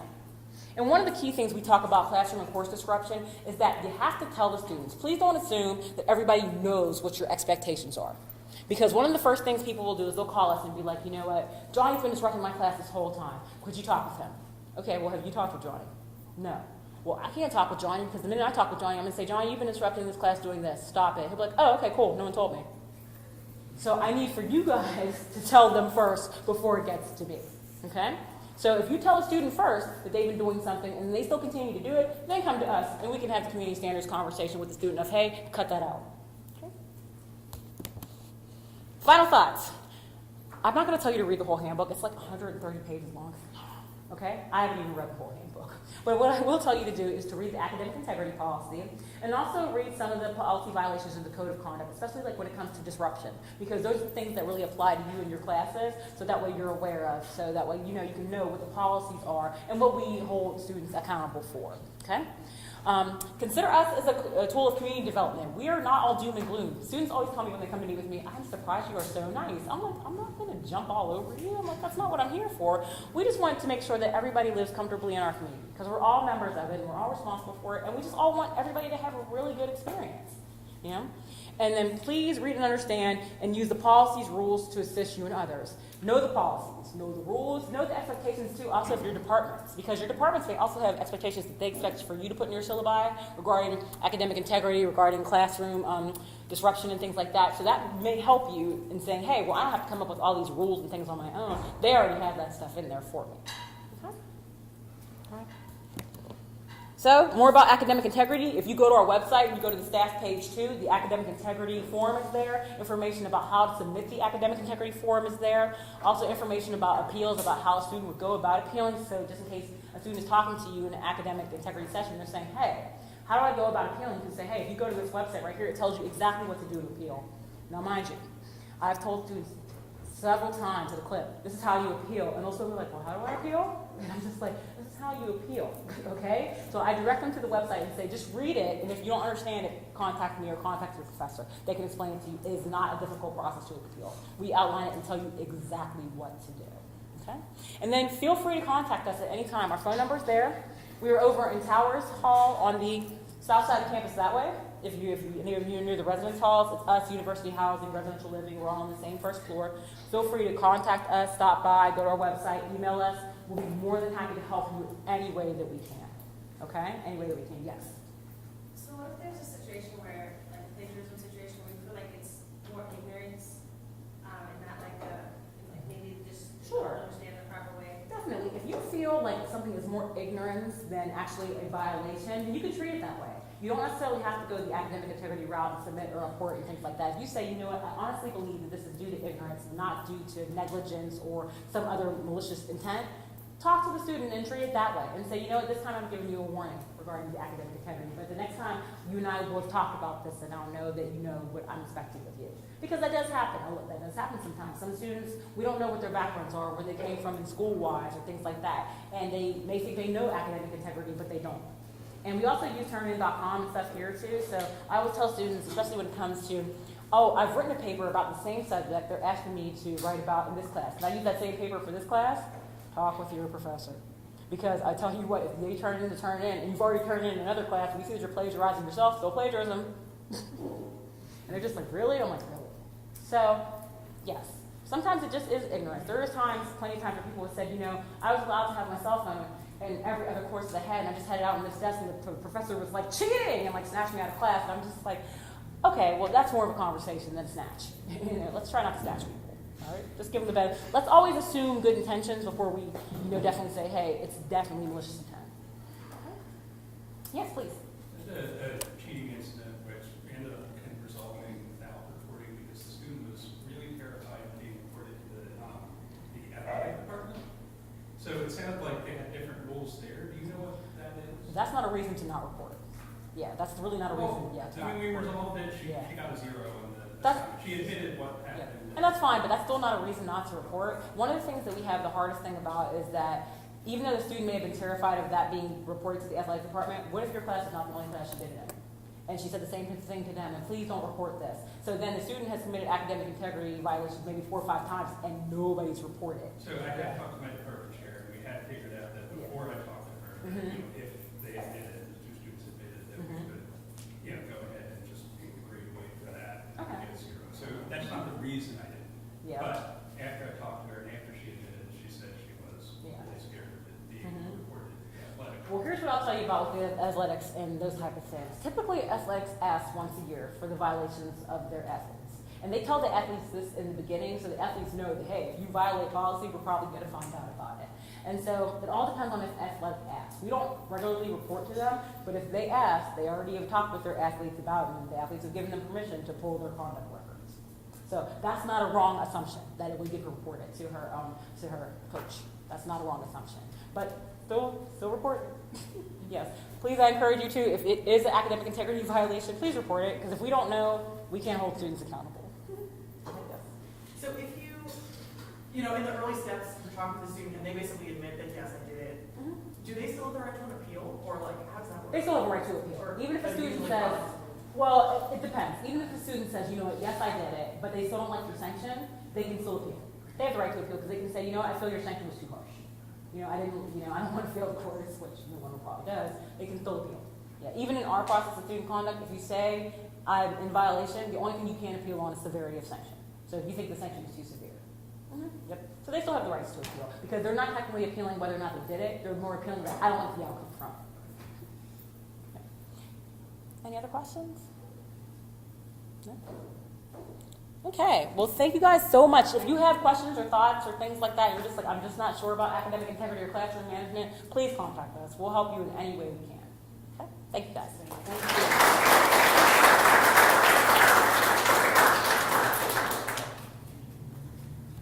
Now we're going to focus on the library, where there could be a lot of plagiarism.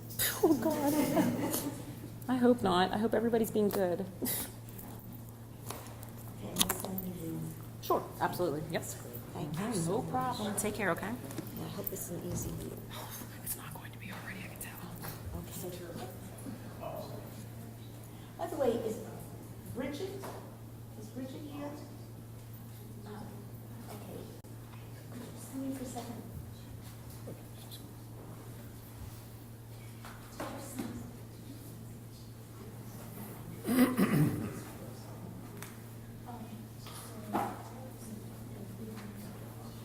How's everyone doing today? Good. I'm just curious. Let's see. We got maybe 50 people, 60 people. How many people are College of Arts and Sciences? How about College of Arts and Sciences? In medicine, engineering, okay, business. All right. Census of the group. I'm going to pass out. You may see why it's relevant. I'm going to pass out a piece of literature. I'm going to ask that you look on this sheet the person most relevant. And this sheet is just keeping your cafe table. I got it. Fold it up.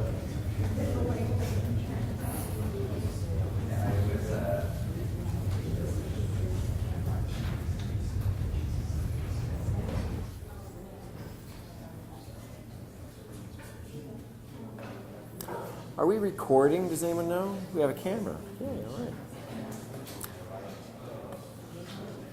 right. Am I sharing my screen?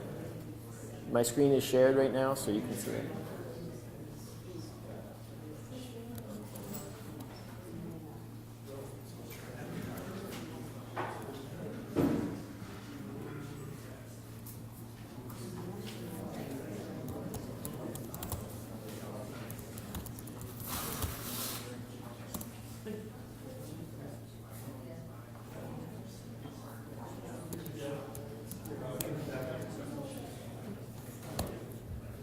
Okay, now comes the quiz. College of Arts and Sciences people. Okay. I want you to say the first name of your librarian. 1, 2, 3, go. Okay. So you're all in social sciences and humanities? Yeah. Did I hear any other College of Arts and Sciences? Anybody say the name? Anyone whose librarian is not Larry, but is in the College of Arts and Sciences, say the name of your librarian. Okay. Okay. Good. Yeah, arts and science. You know, they got the arts part and the sciences part. Anybody who didn't already say their librarian's first name, say it out loud. Okay. I kind of heard that. Did anyone say Kunru? Yes. She, pardon me, just quietly. She has a soft voice as well. She's delightful. New librarian, just started the other week, and are you in for a fun time? Okay, we're going to get started here. And did anyone say Tim? No, nobody said Tim. Oh my God, that's me. And I guess there's no.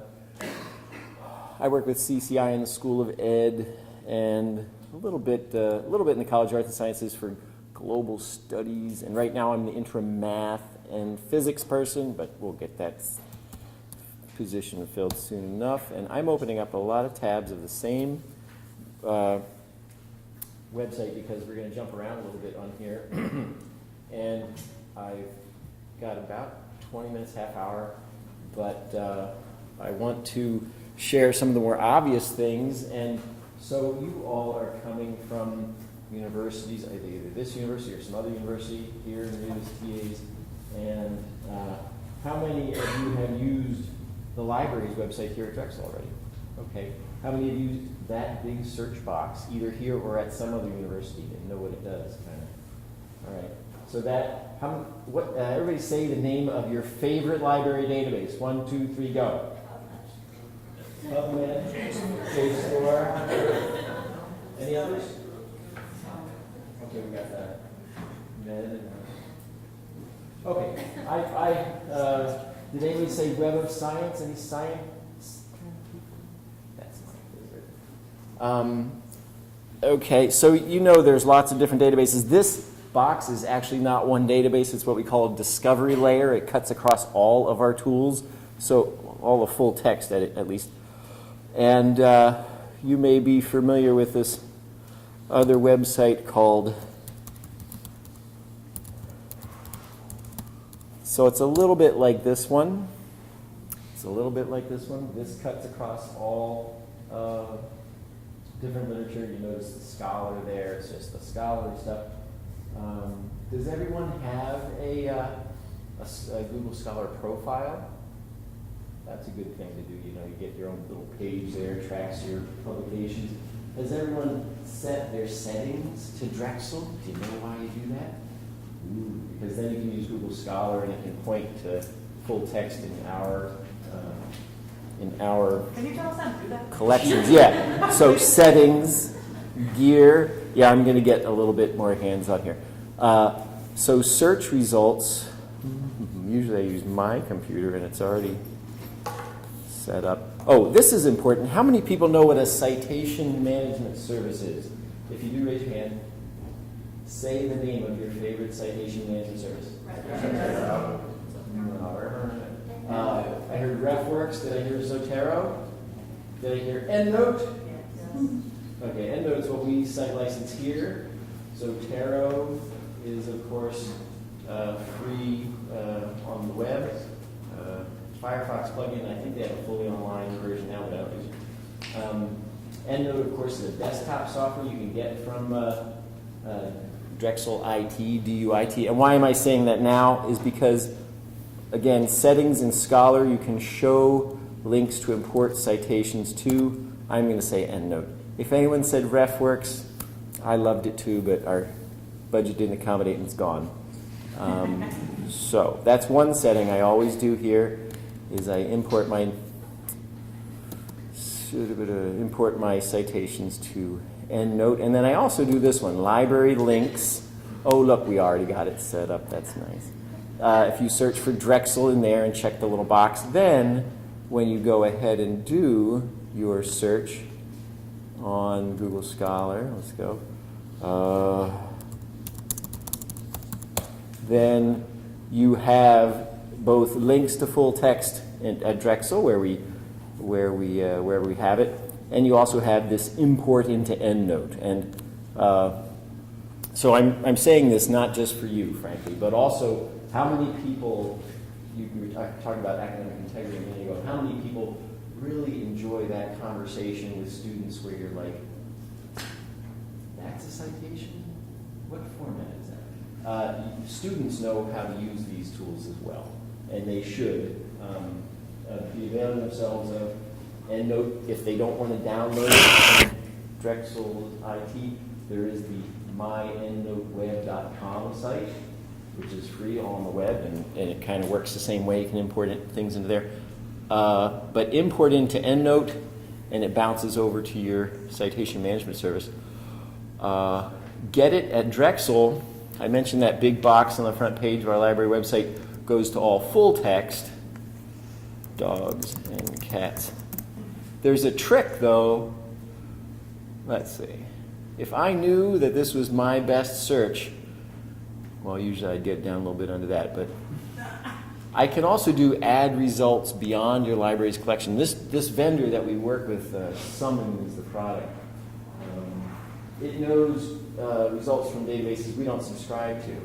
And so you can add results from beyond our collection and get a little bit of extra stuff. Then you won't get a link to full text. You might get one of these Get It links. Get It is kind of our linking service behind the scenes, and let's see what brings up. Anyway, but one of the options on the Get It page, if you don't have a link to full text, is to our ILL. Who knows what ILL stands for?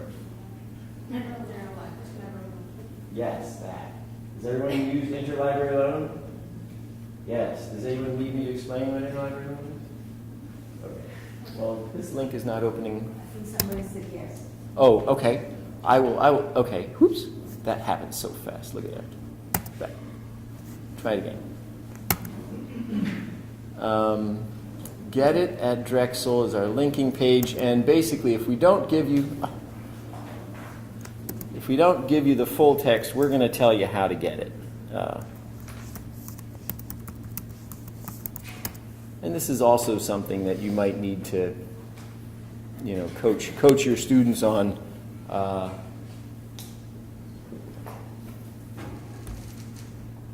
Okay, so here we had the full text. Let's do another little search back in our dogs and cats, because that's not a good example. I'll get into showing you ILL in a minute, but my use case usually is to have a search. Here we have one, and again, this box cuts across all your databases, so it's kind of like an e-commerce tool that way. And e-commerce, they want to sell you stuff, so you got to filter it down. If you're just satisfied with the first results that come up, you're not really doing the mental work to, scope your search appropriately. So we like to recommend peer review. Everyone knows what peer review. Recommend that filter. The journal article might carve out another, little extra book reviews you don't want to look at. Maybe the date. Let's keep it really current, but for the most part, depending on your field, last 10 years, should be good. And then now discipline, I usually skip over. There's so many interdisciplinary topics these days, dogs and cats. I'd say that's an interdisciplinary topic. And the discipline comes from every journal title has one discipline. So if you really only want to be in veterinary sciences, go ahead and limit that way. But the big bang comes from the next option, subject terms. So where do subject terms that come from? They come, off of every article. Every article has many subject terms. So this is a finer, more granular way of categorizing your articles. And you can see here it starts to stack them in rank order. Is this familiar with enough people? The whole indexing. What do these kind of remind you of? These terms or tags maybe. Maybe. So this is a good one. It's a medical or veterinary science.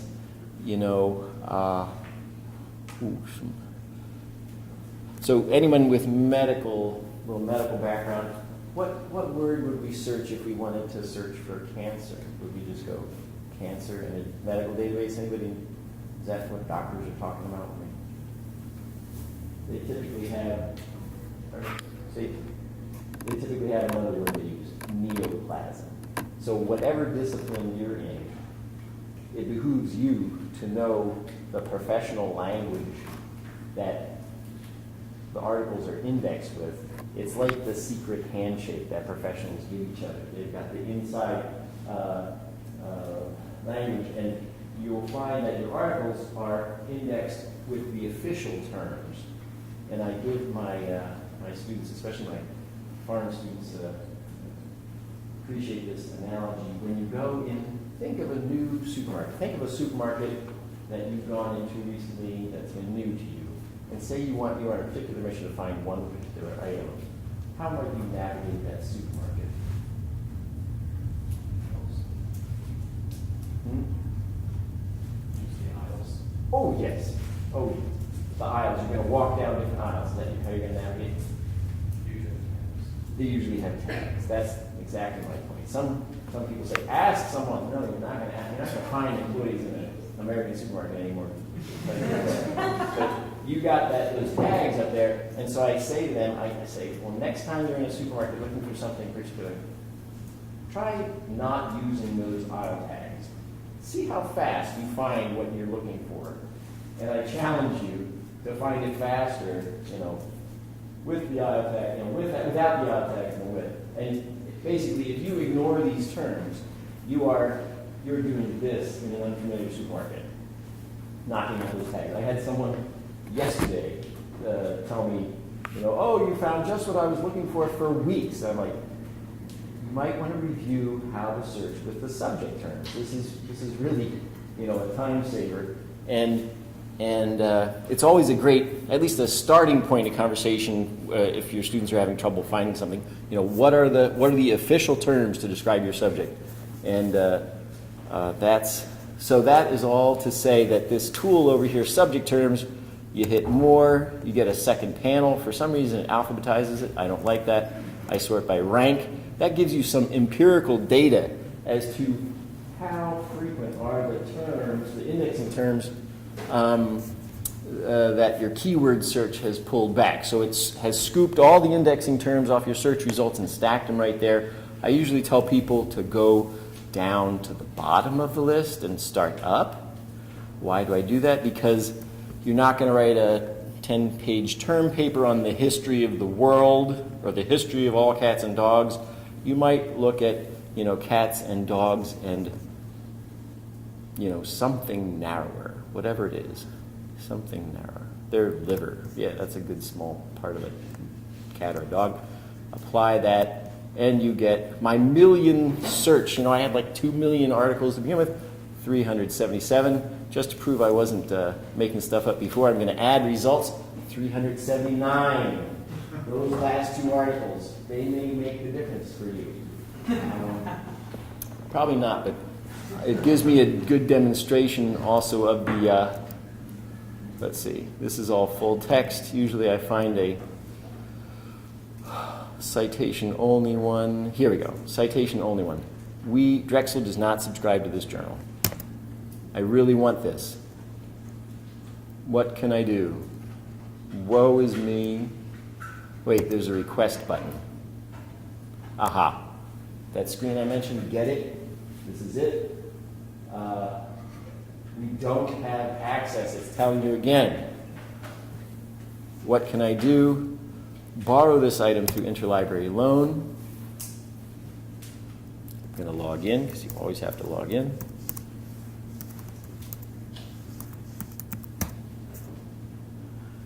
Observe.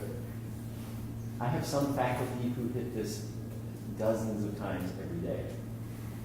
Do they fill out the form? No. It's automatically populated. They can click whatever it is, submit at the bottom of the screen, and it's on its way. So this is meant to kind of keep you going on your workflow. You're not filling out a lot of forms. Interlibrary loan, we go in our network, ask from our peer college universities. Many requests are fulfilled the same day. So you'll get an email that PDF is hanging out for you here in your ILL account. If it's completely rare or esoteric, maybe that'll be a different experience. But you can always call the interlibrary loan office and talk with them if you requested something that's only held in like Scotland or something. Other tricks and fun. Now, has anyone ever heard of? Let's see. There's another edge to this library, borrowing from other libraries. Oh, look, borrow from other libraries, right on the front page. Yes. Do you have an idea, about the approximate success rate of an ILL request? Do you usually get the article? You do. Again, if it's coming from Scotland, you may wait. If you have an incomplete citation or something that we can't validate, and it's 2 weeks later, they should call. So, but give it 48 hours, and depending on how crucial it is to you, and then start to follow up. Is there a limit to the number of requests we can put in? No. I mean, I'm not trying to do like hundreds a day, but. They do cost our institution something, and we have a budget for it. So if you're trying to add to your graphic novel collection page by page, there's probably better ways to do that. But actually, graphic novels are books. So I'm going to get around to saying that if you want to borrow a book, some people still do read books. We have this local network called Easy Borrow, where this is self-serve. The interlibrary loan process, the Iliad, what we call it, is mediated. We get our staff involved. But the first stop, if you want to book, is this Easy Borrow, because that's 80 libraries right in this area. And logging there, you are actively searching all of their catalogs in one big unified look. So it's kind of better to know what you're looking for before you go in. Here you click the button, you can get the book delivered to the front desk of library, Drexel Libraries. You can specify, which campus. Usually within 2 days. And then, and then you renew it once. You renew it online. Just one more thought that if you don't find it in Easy Borrow, then you can go over to Iliad, where we go out and search across the world. And you can, in fact, predict your success on getting some actual book from the world, because there's a website called worldcat.org, which is all the libraries of the world pretty much share their catalogs in the English-speaking world. French. There's a... Yeah, say I really, for some reason, wanted the book today. Would it be possible still through Easy Borrow to just go over to the library and take a gander over there? Oh, our library does have some books. Yes. Right there, 33 Market. For non-Drexel libraries. So. Non-Drexel libraries. I was getting there. Okay. Okay, raise your hand if you can think of another major university in West Philadelphia. Close by. Right. If you come to Drexel Library's circulation desk and ask for the guest borrowing privileges form for UPenn, they'll give you one there, shows you have no fines and insurance. You can take it over to the UPenn circulation desk in Van Pelt, where the big button is, big broken button culture, and they will give you a guest borrowing privileges card that's good for 1 year. Then you can borrow stuff off their shelf. That's the only library we have that arrangement with. But if you really need that book and it's up at Temple, you can go there, read it on their shelf, read it in their library. Any other questions while we're doing this? Now, I have a time limit. Yes? We can get into Temple's library? You can get into any library. They're all open to the public. 9 to 5. Our library. Yeah, the public can come into our library. Well, we do a sweep at 5 and kick out members of the We public. can get a card to get in the library then. I'm sorry. They'll accept. Did you do that thing where your Drexel card was not updated and they didn't let you in? Because that's amusing to me, because we let the public in with a driver's license, but Drexel students would say, oh, your card, your ID's expired, you gotta go to the Dragon Card office. That's just the way they get you to update their Dragon Card. But you can go into any university library, just about, we have restrictions in our legal research center on the 3rd floor. Certain hours, you have to be a law student to be in there. Something having to do with accreditation. I don't know that detail.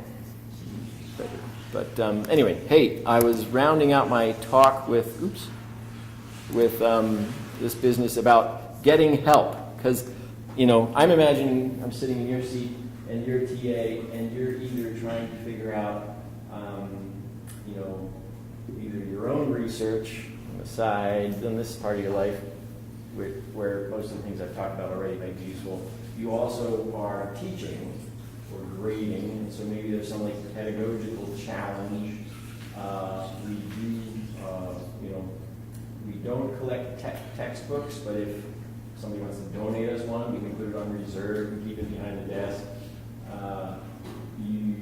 Online courses, we can link to articles and stuff. Basically, have a reading list in your course shell. So this big search box, it has a couple options, articles and more. You can switch it to books and more, which is pretty much just our local catalog. So in some disciplines, especially the ones I'm, most of our books are ebooks, just because we buy them in big packages. We have videos listed in here too.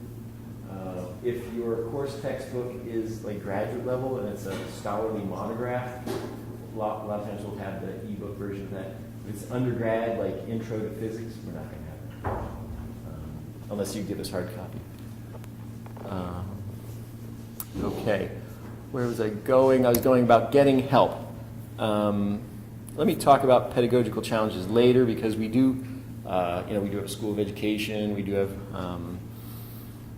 We do support our faculty in professional development and so forth. And there's, you know, if you want to learn about, you know, how to better communicate in the classroom professionally, or how to construct a physics simulation, you know, we might have some literature or some resources on that. The big way that we offer, the librarians offer help, these people, is through, we have some tutorials on our site, and then we have these library guides. So every discipline, for every teaching area, we have a corresponding librarian, and every librarian has some pages in here. Let's look at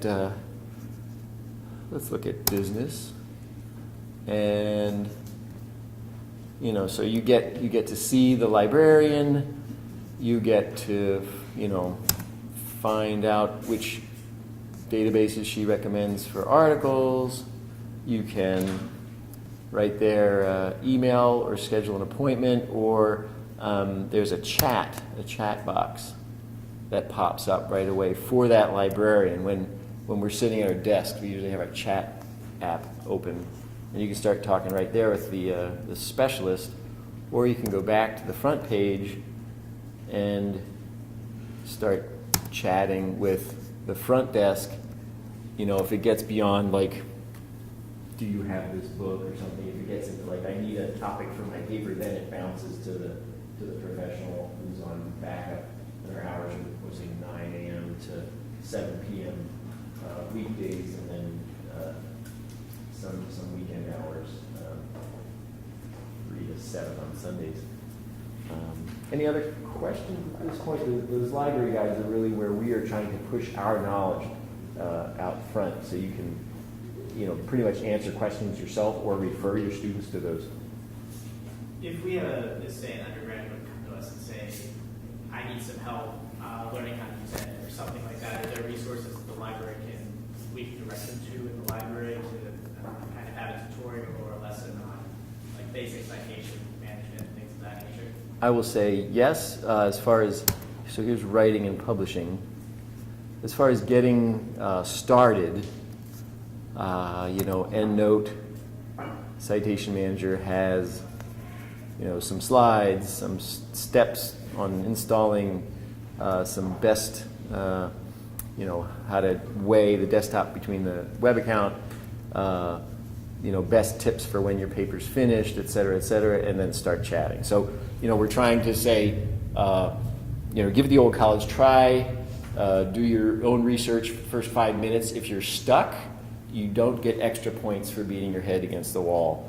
We're here, you should avail yourself of us, and we will, you know, respond usually within 24 hours. Usually you get someone, you know, walk in. It is the, you know, the model. If you're not picking up the phone or chatting directly to someone specific, you're walking to the front desk, they'll kind of triage the request that comes in and, you know, bounce it to the specialist, whatever you need. So I can't remember exactly what it was, but I was looking for a book last year that happened to be a textbook for a different class. And so that they said, and I ended up not getting it at the end, but that I was only able to get it for like a day at a time in the library because it was on reserve. Are there, I mean, could I have gone to the library and asked for special permission, or is it like pretty much hard? So another faculty member has put that book on. It was like this. reserve. I'm not. It was a school of medicine textbook. Yeah. But I'm not in the school of medicine. So You can still borrow it for whatever lending period they. But it was like only in the library. Yeah, that's called a reserve book, and we try to keep it in the library because it's actual, you know, active course that has that as a required reading. So you're limited somewhat there. You know, you can try the borrow route. No promises. Textbooks tend to not travel through Easy Borrow quite as easily as others. If I was to say the name of a flower, orchid, what would that mean to you in the context of your professional career? They're pretty flowers, right? Does anyone have another alternate definition for orchid? Or remember I was talking about the, pardon me? It is an acronym for something. Remember I was talking about your Google Scholar profile?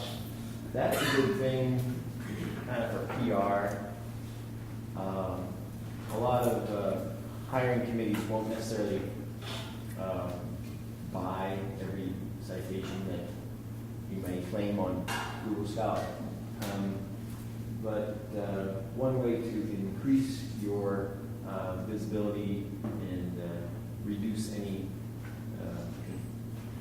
ambiguity around which publications are out there when a search is done is if you register for an ORCID ID. So this is pretty much the standard. There's a couple others that are interchangeable, but if you register for an ORCID ID and your Google Scholar profile, I think you're covered.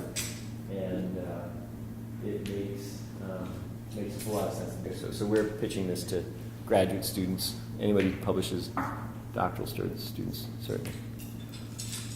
We are rounding out our time together. Yes? So for already published, do we already have an ORCID? No. So you have to sign up for it, and then you'll get to kind of claim your publication. A lot of publishers are asking, a lot of journals are asking for this as an optional piece of information when you submit. It's better if you have it. I don't exactly know what happens if you get one after you've been published, but I'm sure it'll kind of sort out. Your name or ID number will apply to the publisher. If anyone likes doing funding, if anyone has funding questions. Is a question? Yeah, let me just, I will get there. We have been doing more, the librarians have been doing more with helping people appreciate their funding universes. You can use the Web of Science in interesting ways to find out which universities are getting the most funding in some specific area. Give us a try on that. We have a page. There's community of science funding opportunities, kind of a little alert system. And we've been doing more with data. So if you have data management questions, a lot of times graduate assistants get tasked with you're going to manage the data, and we have some expertise to offer that kind of area, as well as far as standards and what's needed for a data management plan. If you're going for funding, a lot of times they ask, how are you going to manage data? How are you going to share it? So that's another area we've been growing into. The question came from this gentleman here. For example, there is an e-book published and doesn't exist in the library, as well as a Penn's library. How is the procedure to follow to order the book to the director's library? Okay, so our library, well, first of all, is it your book? Did you publish the book? I will be using it in my research. You'll be using it research. We're moving away from a system whereby we try to say, we're collecting everything. There's this old model, old thinking, when budgets were more flush, the just in case kind of collecting. We're moving more to the just in time kind of collecting. So if it's a book that you just want to check out for a month or two, certainly check Easy Borrow. If it's a new book, you want to request it through your librarian. Each librarian is making those individual buy decisions. Again, most of our money is locked up in the purchasing the big database packages, the big ebook packages, but we have some discretionary funds for purchasing one-offs here and there. I'd recommend trying to get it through Easy Borrow first, and then if you really want it to hang around a long time, you have there's an option on the Easy Borrow little tab that comes with it, the don't remove this slip little tab that is on the book, where you can say, I would recommend this book for purchase. But emailing your librarian is probably the most direct way to go. All right. How many people like having their works cited? all. So that's why I really recommend going into Web of Science and familiarizing yourself with that tool, because that's what tenure and promotion committees look at, and interviewers, interview committees when you're applying for faculty positions anywhere will look at that. There's another database from Elsevier, who I've locked the name of it. They'll look at that one too. But Web of Science is really the gold standard. That's also how you can evaluate, which faculty you want to work with, see how hot their publications are, and you can set up little alerts in there so you get notification when new citations come in.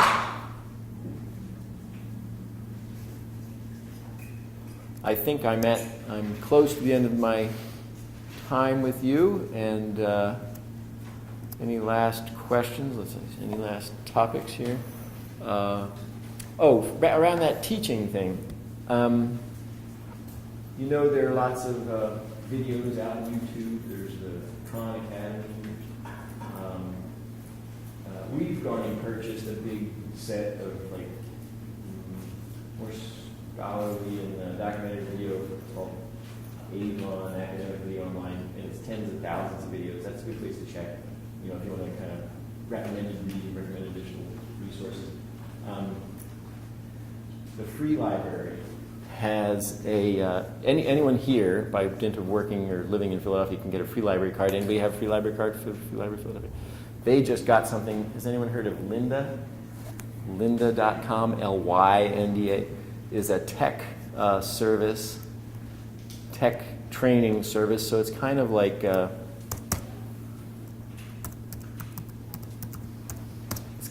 Khan Academy, but for techies. And the Free Library just purchased a subscription to that. Can anyone think of a city to the north of Philadelphia that's bigger than Philadelphia, has a big harbor? And if you visit New York City, I believe it is, they have a library system, public library system as well, and you can apply for a library card even though you don't live there, provided you're there in person. And they just got a killer, not limited, not picky. They got another really awesome documentary video collection. The name escapes me now, but so anyway, just look around. Public libraries are getting more in this space, and you can add some of this stuff to your classes. You can tell your students, get a free library card, go study it on Windows, if you don't know how to do something. So take advantage of the resources around you. Stop by and visit. Everybody say the first name of their librarian again. Stop by and visit. They would love to meet you in person. And if you have teaching challenges, I'm getting more into, simulations using Mathematica and Wolfram Alpha and stuff like that. And maybe we have some, graphics or videos or whatever that would help make the teaching point you're trying to get across. Any final questions?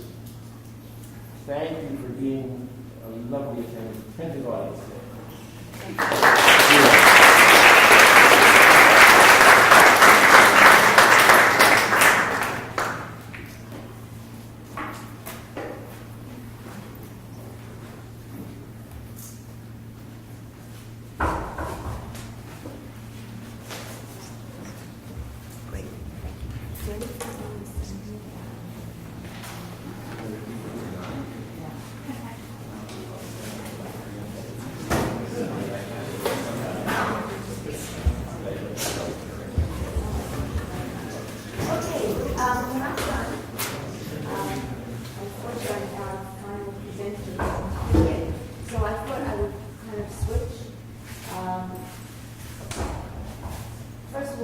Is there anybody here who does not have a practice teaching session? Assignment? What's that? Okay. Can I make an announcement? Sure. On this practice teaching topic, we're going to have a lecture series that the library sponsors where we're looking for people who want to give short talks, like half-hour talks, even 20-minute talks on these kind of how to do things, how to accomplish some skill sharing kind of thing. And if that would apply to you, I'd love to hear from you because we're trying to do the lineup. I don't know if we'll kick off in September, but it's going to be advertised and have some snacks, and you'll get a letter of acknowledgement from the dean of the libraries and something to put on a resume. So if that's of interest, it can be in your discipline. We like things that apply across disciplines, but we're trying to get into this space a little bit. Awesome. Thank you. From 1 to 3 is the first practice teaching session. Now, everybody who has been enrolled in this class was supposed to have received the syllabus from me and a practice teaching group assignment. So if you have not received that, then you need to see me as soon as we finish this session. We have, on Friday, home group joined us, so we now have 6 groups. The 6th group, the first 5 groups will be in Curtis, and the last group, the one for public health, will be in this conference room over here. Okay. So, again, if you have not received this information and you don't know about your assignment, please see me. There will be one other practice teaching session, and that will be the 5th week of the term. And so I thought, I'm waiting for the head of counseling who's supposed to be our last presentation, but you never know. Sometimes people forget, they get held up. So I thought this would be a good moment for me to answer any questions that you might have about the course and about the assignments of the course. So, any questions? Yes. Could you tell us what room we're meeting at for each group? Yes, it does tell you in the assignment that I sent you, but I can tell you right now if you're interested. So chemical engineering will be in Curtis 344. Chemistry, biological sciences, food science, nutrition science will be in Curtis 352A. Communication, culture, media, creative arts and therapy, digital media will be in Curtis 353. Math and physics will be in Curtis 343. Electrical engineering, environmental engineering, and environmental science will be in Curtis 352. And as I said, public health will be in the conference room here. That's not my question. What else? What other questions? Yes. So for the following sections, Pardon me? the following sections, for example, starting with grade, right? We have Okay, so my question is, if there's a conflict between sections in our course or TA honors, yeah. It's hard to find a time that fits everybody's schedule. So usually Fridays have fewer classes in the afternoon. That may not be your situation, but that's why Friday was chosen. So if you do have a conflict for the sessions, the second week, which is Baptist Design and Instruction, there will be a video. Mine will be teaching across cultures. That's the third week. We will have a video. Oh, great. Okay. There will be a video of that session. It's unfortunate because both of those are very interactive. So it's not like we're having a lecture like we had here. It's so easy, just listen. And it's much more interactive, both of those sessions. And then fourth week is one on assessment. And again, we will have video of it. So if you cannot make it, you will watch the video, you write a little summary, and you'll submit it to me. What else can we do? The biggest problem is the fifth week, which is the second practice teaching. So some of you have contacted me and said, again, I cannot make it. So this is the alternative. If you are a teaching TA, what I'm suggesting is you already have to get one peer observation, but if you cannot make the second practice teaching session, you can get a second peer observation. And when I say peer observation, I mean somebody observing you, because in the practice teaching, that's what they're doing. You also will have observations that you will have to do of other people, but the peer one has to do of you. Yes? On the syllabus said 30%, I think it was 30% of our grade is attending those workshops, so how do we deal with that? We'll just have to be flexible. Okay. I mean, if you can come, you can come. But we do want you to at least watch the video, reflect on it. You can always ask me questions if there's something that wasn't clear to you about what happened. And what else can you do? If you've got a better suggestion, let me know. But don't worry about the points. Look, yes. Do we get a letter grade or is it just pass fail? They're letter grade. Yeah. I'm going to be very frank. We know that you're very busy people. It's not the grade that counts. You will probably all get at least an A. If you do extra, you'll get an A+. It's a one credit course. I would have preferred pass fail, and there would be nobody who would fail. But my A is basically the same thing. I'm not looking to cause any problem for you. We're here to help you. That's what this course is all about. And we just want you to take advantage of it. I mean, it is upsetting when you have people who, at the end of the term, I didn't even know I was in this course.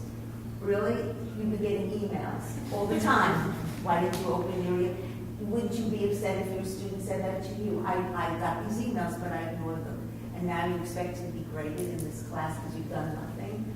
I mean, you know, we're teachers here. We're teachers. I expect you to have integrity and to do as much as you can, to be thoughtful, to reflect, to learn from this.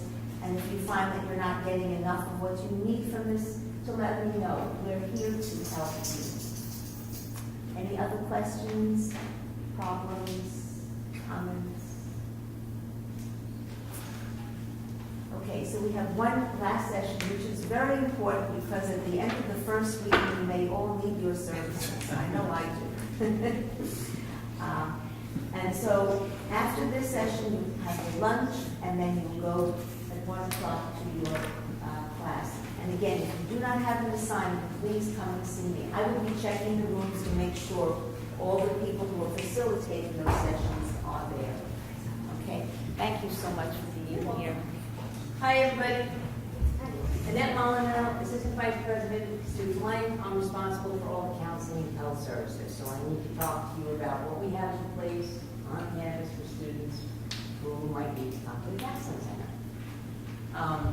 Just so that you understand, just nationally, the trend has been that more and more students are seeking support, some sort of mental health support.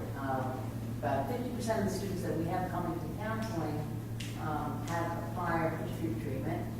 About a third of those students that receive counseling are already taking some kind of psychotropic medication, and 1 out of 10 have been hospitalized at some point in the past. So it's a bit different now than it was years and years ago. So you might have experiences with students in your class where a referral over to the counseling center is appropriate, okay? And students are interesting. I mean, they may tend, if you find yourself being befriended by, or if you are super approachable, and this happens with a lot of the faculty, a student may come to you more frequently to talk about things, personal issues that they're experiencing that might be interfering with whatever's going on with them. And there's where I would just caution you, be kind, be supportive, but make a referral back. I'll tell you in a second about how to do that. I know ODR was here, right? I saw the flyer. No student will ask for an accommodation because they were anxious, depressed, taking different kinds of medication, missed their exam. No student is entitled to an accommodation if they haven't gone through the Office of Disability Resources. I can't stress that enough. Because we'll have faculty and TAs calling us to say, the students said they came to the counseling center because they were depressed and they missed their class because of this and that. Can you confirm that so we can excuse them from this? And all I'll say is we don't do that. You know, that an accommodation can only, and that's an accommodation. That's an accommodation that can only be issued through the department, through the Office of Disability Resources. Please remember that, okay? So here, I'm going to pass these out. Hold on for 1 second. A couple of things. We have 2 counseling center offices. The main office is over in the pre-student center, 2nd floor. So you go up that flight of stairs, that short flight of stairs, over by Grand Hall, and into right through the other side of the door, there's the counseling center. We have licensed clinical psychologists, one psychiatrist, and several PhD students, interns, and several practical students who are advanced practical students, but not at the pre-doctoral level. My staff is all very well trained. We're actually an APA, American Psychological Association accredited site. So I can guarantee you that your students, the students that you refer over to us, will get the best care. We have the office here on the main campus. We also have an office on the Center City campus. So for those of you who are TAs on Center City, if any of you are TAs on Center City, that office is located on the 3rd floor of the Bell building. Our psychiatrists can only see students who are new to psychiatry. And this is, so that you know this as well, we do grad students also, students as well. Because so many of our students here on campus have some history with psychiatry, we couldn't possibly absorb all of them. So only students who are seen by our team, who are being treated in therapy with our team, can see the psychiatrist for evaluation of possible medication. We follow a short-term model, and if students really need a level of care that we're not able to provide, then we refer them off campus. We have a huge referral network in the city. We get feedback from students, so we really do monitor and check to see how whether or not those referral sources are good. Okay, short-term model. We also run several groups, which is really useful and helpful for a lot of our students.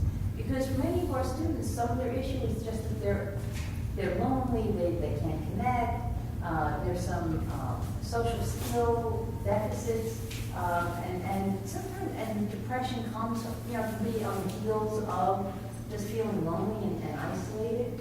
So putting those students in groups so that they can get to talk with other students and identify their issues and work on them that way can be really extremely helpful for the students. We get a lot of great feedback from students who go through some of the groups that we have. So all that to say, please don't hesitate to refer students over, okay? Please don't hesitate to refer students over. We're a college counseling center. We run our office in the same way any outpatient site would run an office. Everything is extremely confidential. We can't talk to anybody without having the students sign off on all kinds of releases. But we're college counseling, so we don't have two heads. You know what I mean? Some of the students are afraid to use the mental health resources, but please tell them that's what we do.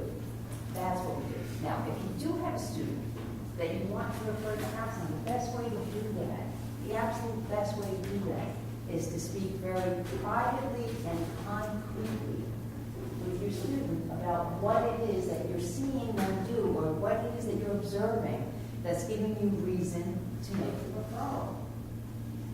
If you know your student, or if you don't really know the student that well, but they're falling asleep in class, or they seem to be really anxious, or there's some behavior that really you're perceiving as being problematic, pull them aside, after class, talk to them, and if you're comfortable doing that, if you're not comfortable doing that, bounce it up to your professor and ask that person to help you with that, or another TA, however that works, or however you're operating.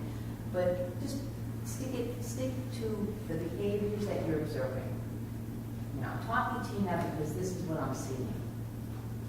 And it's giving me some reason to be concerned. If there's an issue, could you please go and see the folks over at the counseling center? Perhaps they can help you manage whatever it is that's going on with you. That might interfere with your ability to be successful academically. Don't get into what's happening. Don't go there, because you'll end up getting all tangled up in somebody else's issues, and that just could lead nowhere. Good. Okay. If anybody ever says to you, I'm going to kill myself, you know, if I don't get this grade, if I don't get this A, I'm going to have to kill myself because I can't not have, you know, I just can't, it's not going to work. I need this grade, that grade, or I'm, you know. When you get that, you can talk to the student about, you know, like other options they have for managing their academic issues, refer them over to class, the Center for Learning, what is it? What's class? The Center for Learning Academic Success or something. It's all the tutoring services that we have here. They're really, really good. They can work with test anxiety, they can work with test taking skills, they can set up the student with a tutor. Talk to them about that. Okay? If you're concerned, if you get emails that really make you unnerved, send them to me. Okay? I will reach out to the student and double check and make sure that the student's okay. Contact the counseling center or contact information is here. If the student says to you, in the moment, I'm going to kill myself, and you really are concerned for that student's well-being, call DUPD, Drexel University Police Department, extension 2222. They'll send a police officer over right away who will sit with the student, assess the student's situation, and transport that student to the hospital if that's what's determined to be appropriate. We call them the alternative transport. They are our eyes and ears on the floors. They are the folks who do the transport for us. We're not permitted to put a student in a car and take them to the hospital. We do that for us. Okay? If you have a student who is just acting out of control in the classroom, where you don't know if they're on drugs or if they're experiencing a psychotic episode, and this is the age where students might experience a first psychotic episode. Around 19, 20, 21, that's sometimes where students have their first experience like that, if they have a genetic predisposition for that. Somebody's talking to themselves, they stand up, I mean, this has happened. This has all happened. They'll go and talk, you know, stand up in a corner and talk, or just get really inappropriate. Call the DUPD. You can call us. All of our contact information is on support. The DUPD, Drexel University Police, will come over immediately. They're very quick to respond, and they'll usher the student out and then make sure that the student gets the care that they need. Sometimes students are acting out because they're on drugs, you know, who knows, or it could be a really mental health issue. One way or another, that student would be attended to so they don't hurt themselves somehow. You know? When stressful starts early, does anything like red zone period or like times of stress shift later in the year, like past Thanksgiving? So what we see the greatest, fall term is interesting. We'll get a lot of students, first year students coming in immediately who are really homesick. Then around midterm time, that's when we'll see all the anxiety really get cranked up, and then it'll dissipate a bit, and then just before finals. And fall term, because you're bumping up against holidays, you have the additional stress there. So fall term gets to be pretty intense. We get full, we get, you know, huge volume of students coming in at the end of fall term, and that stays like that consistent through winter term. Not until the middle of spring term that things start to calm down when the weather changes. It gets pretty, I don't know, if you're from the area, people from the area, it can get pretty dreary around in the winter term. You know, it can get kind of miserable. Last year wasn't terrible because the weather was okay. But if we have a winter like we have had in the past, it can get pretty miserable. You know? Welcome. Yeah, right. Sorry, especially people from California or something, those are pretty sunny. They've got their problems, look at all those fires out there. Yeah. Mudslides, fires, things like that. I don't know, my daughter, my youngest just moved out to Colorado, she moved out to Boulder. She keeps sending me pictures of how beautiful this place is. Okay, thank you. There were errors. So, but yeah, there are times when it gets to be pretty intense. You might see you'll see anxiety popping up. Fall term, winter term, we worry about depression. A lot of students who try to manage depression. So if there's a student that has a treatment plan already with their counselor or psychiatrist, will we know because they have special accommodations or like is there anything that we would? No, the APL that you get from the ODR will be specific to whatever it is that Office of Disability Resources determines is appropriate given that student's diagnosis, but they'll never reveal the diagnosis. And we tell students all the time, you're not supposed to tell, you guys are not supposed to collect. Faculty are not supposed to collect medical documentation. They shouldn't be going to you with notes from us. You know, don't ask them to go get a note from the counseling center, because we're not going to give it to them. Or even the health center. We really discourage that. And it's on the Provost's website that students will not get notes from the health center for missing an appointment, for missing a class. The only time that the health center will give the student a note is if the health center instructs the student not to attend class because they have some kind of communicable disease. You know, and they're really contagious, and then the health center will say you cannot go to class for a week, and they'll give the student the proper note. So what are you supposed to do if you get an appointment and it's during class time? You don't want them to not go to the appointment they need for whatever medical or mental health issue it is. If it's an emergency appointment, they can come in, then they need to come in. If it's a routine appointment, they should be making appointments when they're not in class. We have hours where the students should be able to manage. And you're able to get appointments at any time you need? I mean, a lot Well, of presidents call the doctor and they say they have one choice and that's it. Then they can, we're hopeful. This is an issue with faculty too, that faculty will not be too punitive if a student has to, you know, if a student has a flu or something and they need to stay home a day, just like you don't have to, employees do not have to notify their supervisors or give them medical documentation to support an illness unless we're out a few days. So we ask faculty and TAs to be tolerant of students who miss a class or two because of a sickness. Now, I mean, a class that meets 3 times a week, they shouldn't be missing 2 classes unless they're truly sick, and then in that case, they would probably have some kind of documentation. It's, you know, like those kind of situations. So we're supposed to trust the student if they say they want to do whatever. Yeah, hopefully. If they're doing it repeatedly, and you'll get that, you'll figure it out after a while. Students who can't manage their academics and it's always one excuse after another, they'll pick that up. And then that's appropriate to talk to your faculty person and try to figure out how to manage that particular case. So say we have a student who comes to us, says they want to kill themselves, you refer them to the appropriate services. Are we required to tell our supervisor or the professor that we're TAing for? It's not a bad idea. I mean, like, I agree, it wouldn't be a bad idea, but I mean, like, I've worked at other places. Were you required to do that? Required to do that, so I wasn't sure what the protocol was. Yeah, I don't know what the faculty protocol is. I put that they were supposed to contact the office and tell them that they are contacting the office. Okay, then that would make sense. Listen, I would do it anyway just to be on the safe side. Yeah, we don't have to be, don't CC everybody and his uncle on an email, because that's a HIPAA violation too. That's why we're not supposed to discuss these things with a colleague, actually. Yeah, I mean, you can pull your faculty person and say, this is what's happening. My student, I made a referral because I'm not sure what's going on. Or, and I've got emails where the TA has gone to the professor, and the professor will email me and say, here's a string of emails that the TA has received. Can you manage this case? And then we'll reach out to the student and try to determine what's going on. And then we take them if we run after them. I mean, we try to connect them.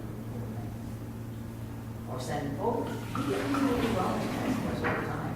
They'll go to the I'll call the rest call and ask an RA to do a wellness check, or the RD actually, do a wellness check, or I'll call the EPD if it's who lives off campus and ask them to do a wellness check, if we get really concerned about students. What we're trying to do too, because students seem to be, and this is a blanket generalization, many of our students are very skilled, capable, very resilient. Many of our students have a real deficit when it comes to the skills that they need to manage challenges, and they kind of crush easily under the weight of any kind of academic challenge or social challenge, and it's like depression and I'm going to kill myself seems to be first response. So what we're trying to do is we have this Adulting is Hard campaign, this resilience campaign that we're running on campus. And it's not just a Stanford initiated this a couple of years ago. Penn does it. You know, I mean, all the Ivies, everybody is really, everybody, nationally, we finally recognize that part of the problem is that our students aren't able to manage a lot. They're not able to distress the way that they should. They can't de-stress the way that they should be able to. You all, hopefully, at this point in your lives, you've managed to come into different situations that haven't worked out super well, and you figure out a way around it, right? I'm assuming so. You're here with your TAs. You probably have managed different challenges in your life and build that confidence in yourself that you can manage challenges in your life, which makes it easier to deal with things that don't go super well. What we're trying to do is work with our students to be able to do the same thing. So part of that is, and when I ask you to sit with a student who's freaking out and saying, I need to get this A, I can't not get this A, I'm going to kill myself, to have a conversation first. Okay, calm down a second. Let's talk about what's happening here academically. Are you struggling with this class? Do you know there are academic supports on campus? Have you thought about getting a tutor? You know, like trying to help that student figure out a way to problem solve and come up with a solution to the problem rather than I have to go and kill myself because I'm not getting away.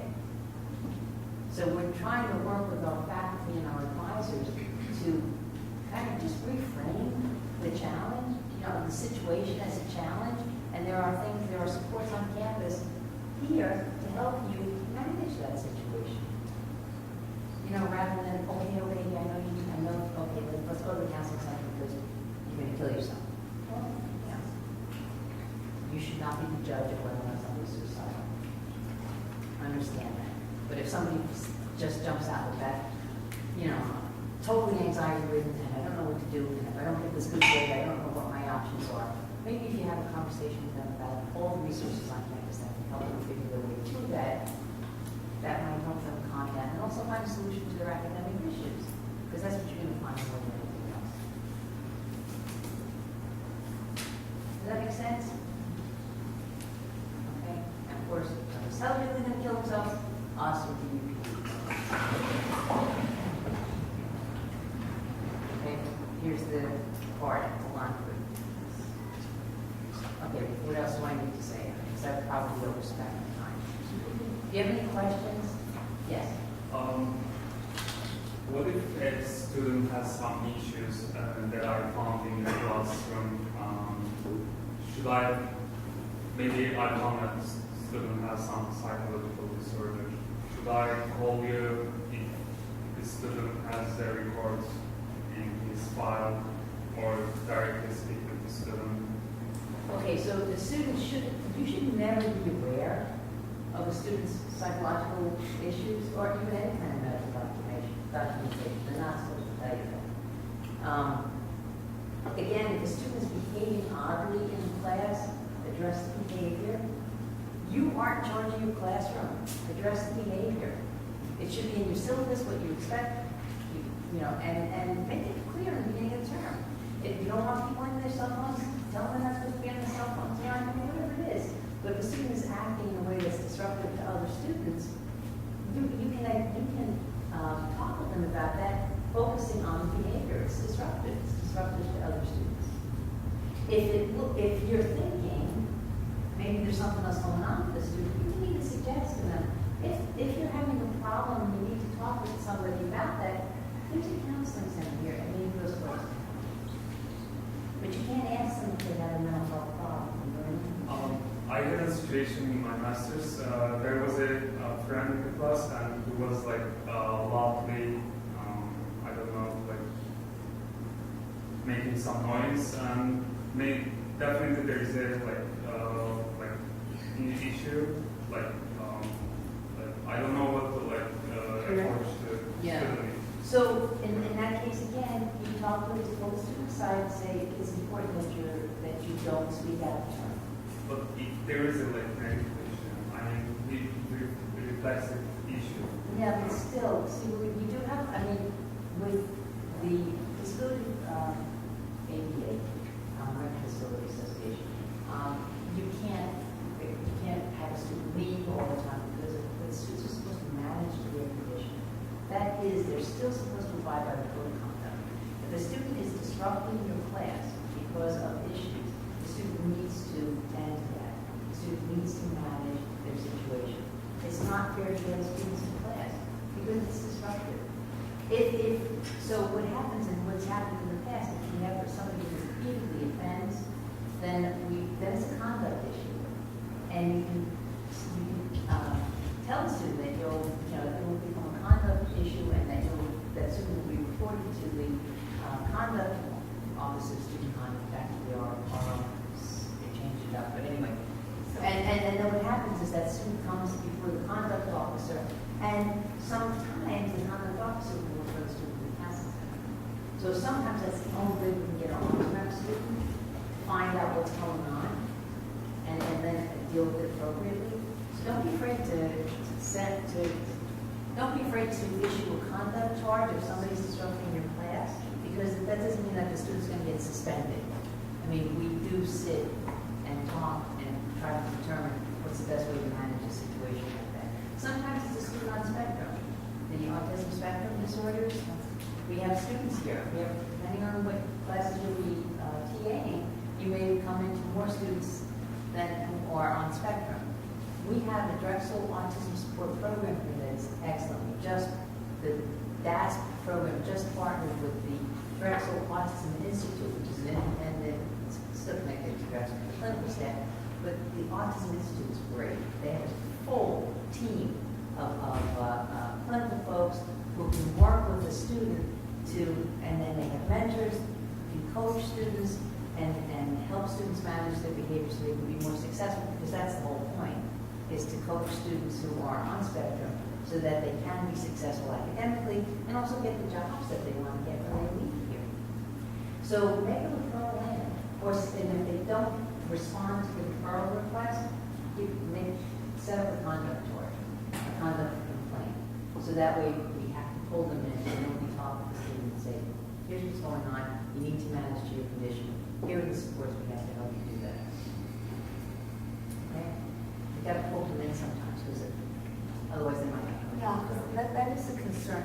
What appears to be disruptive is an issue that somebody on that spectrum, that's their way of behaving. I mean, a student who's constantly raising their hand, and you think how annoying the student is. Well, it's part of Asperger's. And then you've got someone with Tourette's that makes that noise. That's disruptive, but that's an issue that this student has, and we have to accept it. Yeah, and I think it's sometimes it's difficult to,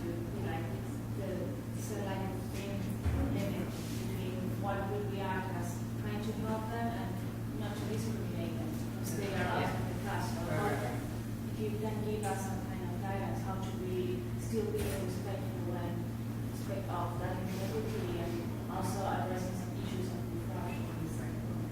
The first thing is to have a private conversation with the student.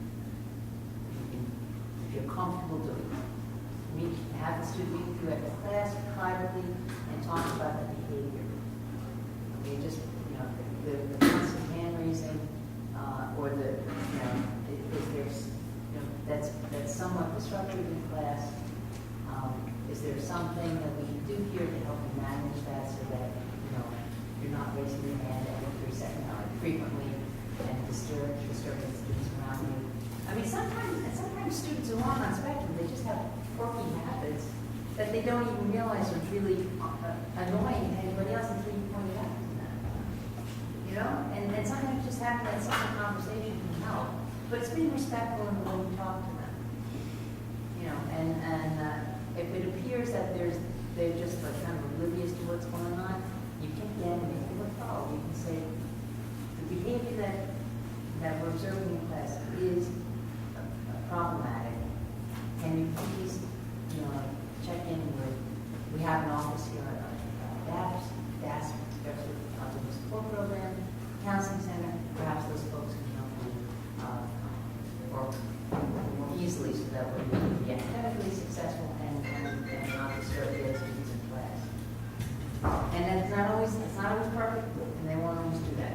But if it gets to be a real problem, then it can be a conduct issue. Again, it's elevated to the point where it's really problematic, make it a conduct issue, and then we'll deal with them on that end. Sometimes that's the only way we can get students in to sit down and talk with us, and kind of use that to leverage referral over to DAS or counseling. It seems like interactions with counseling often end up involving campus police. Is there an expectation of amnesty students have when that happens? So what do you mean? It's not a punitive kind of response. Sure, but if a student's worried about interacting with police for some other reason, like, or the presentation yesterday, someone was talking about, like, if there's an alcohol issue and they want students to get their behavior handled and not be afraid of getting, sanctioned or cited or anything. Okay, well, if there's an alcohol issue, the student might get an alcohol charge. Sure. But if a student there is an amnesty program in place on campus, so that if a student is out with a fellow student who is totally drunk and passing out and, just a problem, that student can contact the UPD. That student will be, even if that student's been drinking, there won't be any charges levied against that student for making the call. It's called activity programs. But they want students to be able to get help for students who are totally, incapacitated, rather than watch that student sleep outside for them. Yes, and no punitive, nothing punitive coming out of that. We have a great Dragons for Recovery program here. There's a huge network of students in recovery here at Drexel, Penn, LaSalle, St. Joe's, Temple. They're all connected. The Dragons for Recovery group here is pretty strong. One of the grad students runs it. She's the president, and I don't have that number with me, but I can get that to you so that you can maybe pass that around this group. So if the student seems to be having trouble with drugs or alcohol, Dragons for Recovery, their students talking to students. It's not like a parent talking. They have such a wonderful way of approaching the situation and trying to pull students in. We have student aid groups that meet regularly here and in other colleges, and they all interact. It's great. It's a really awesome group. Okay, thank you. All right, if you have any questions at any point, please call and contact us, and we'll help you out in any situations that you need to consult. Okay, please don't hesitate. Okay, good luck. Thank you.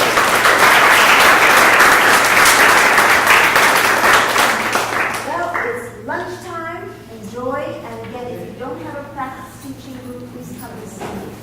And those of you who aren't registered, I will make sure that I will tag you registered.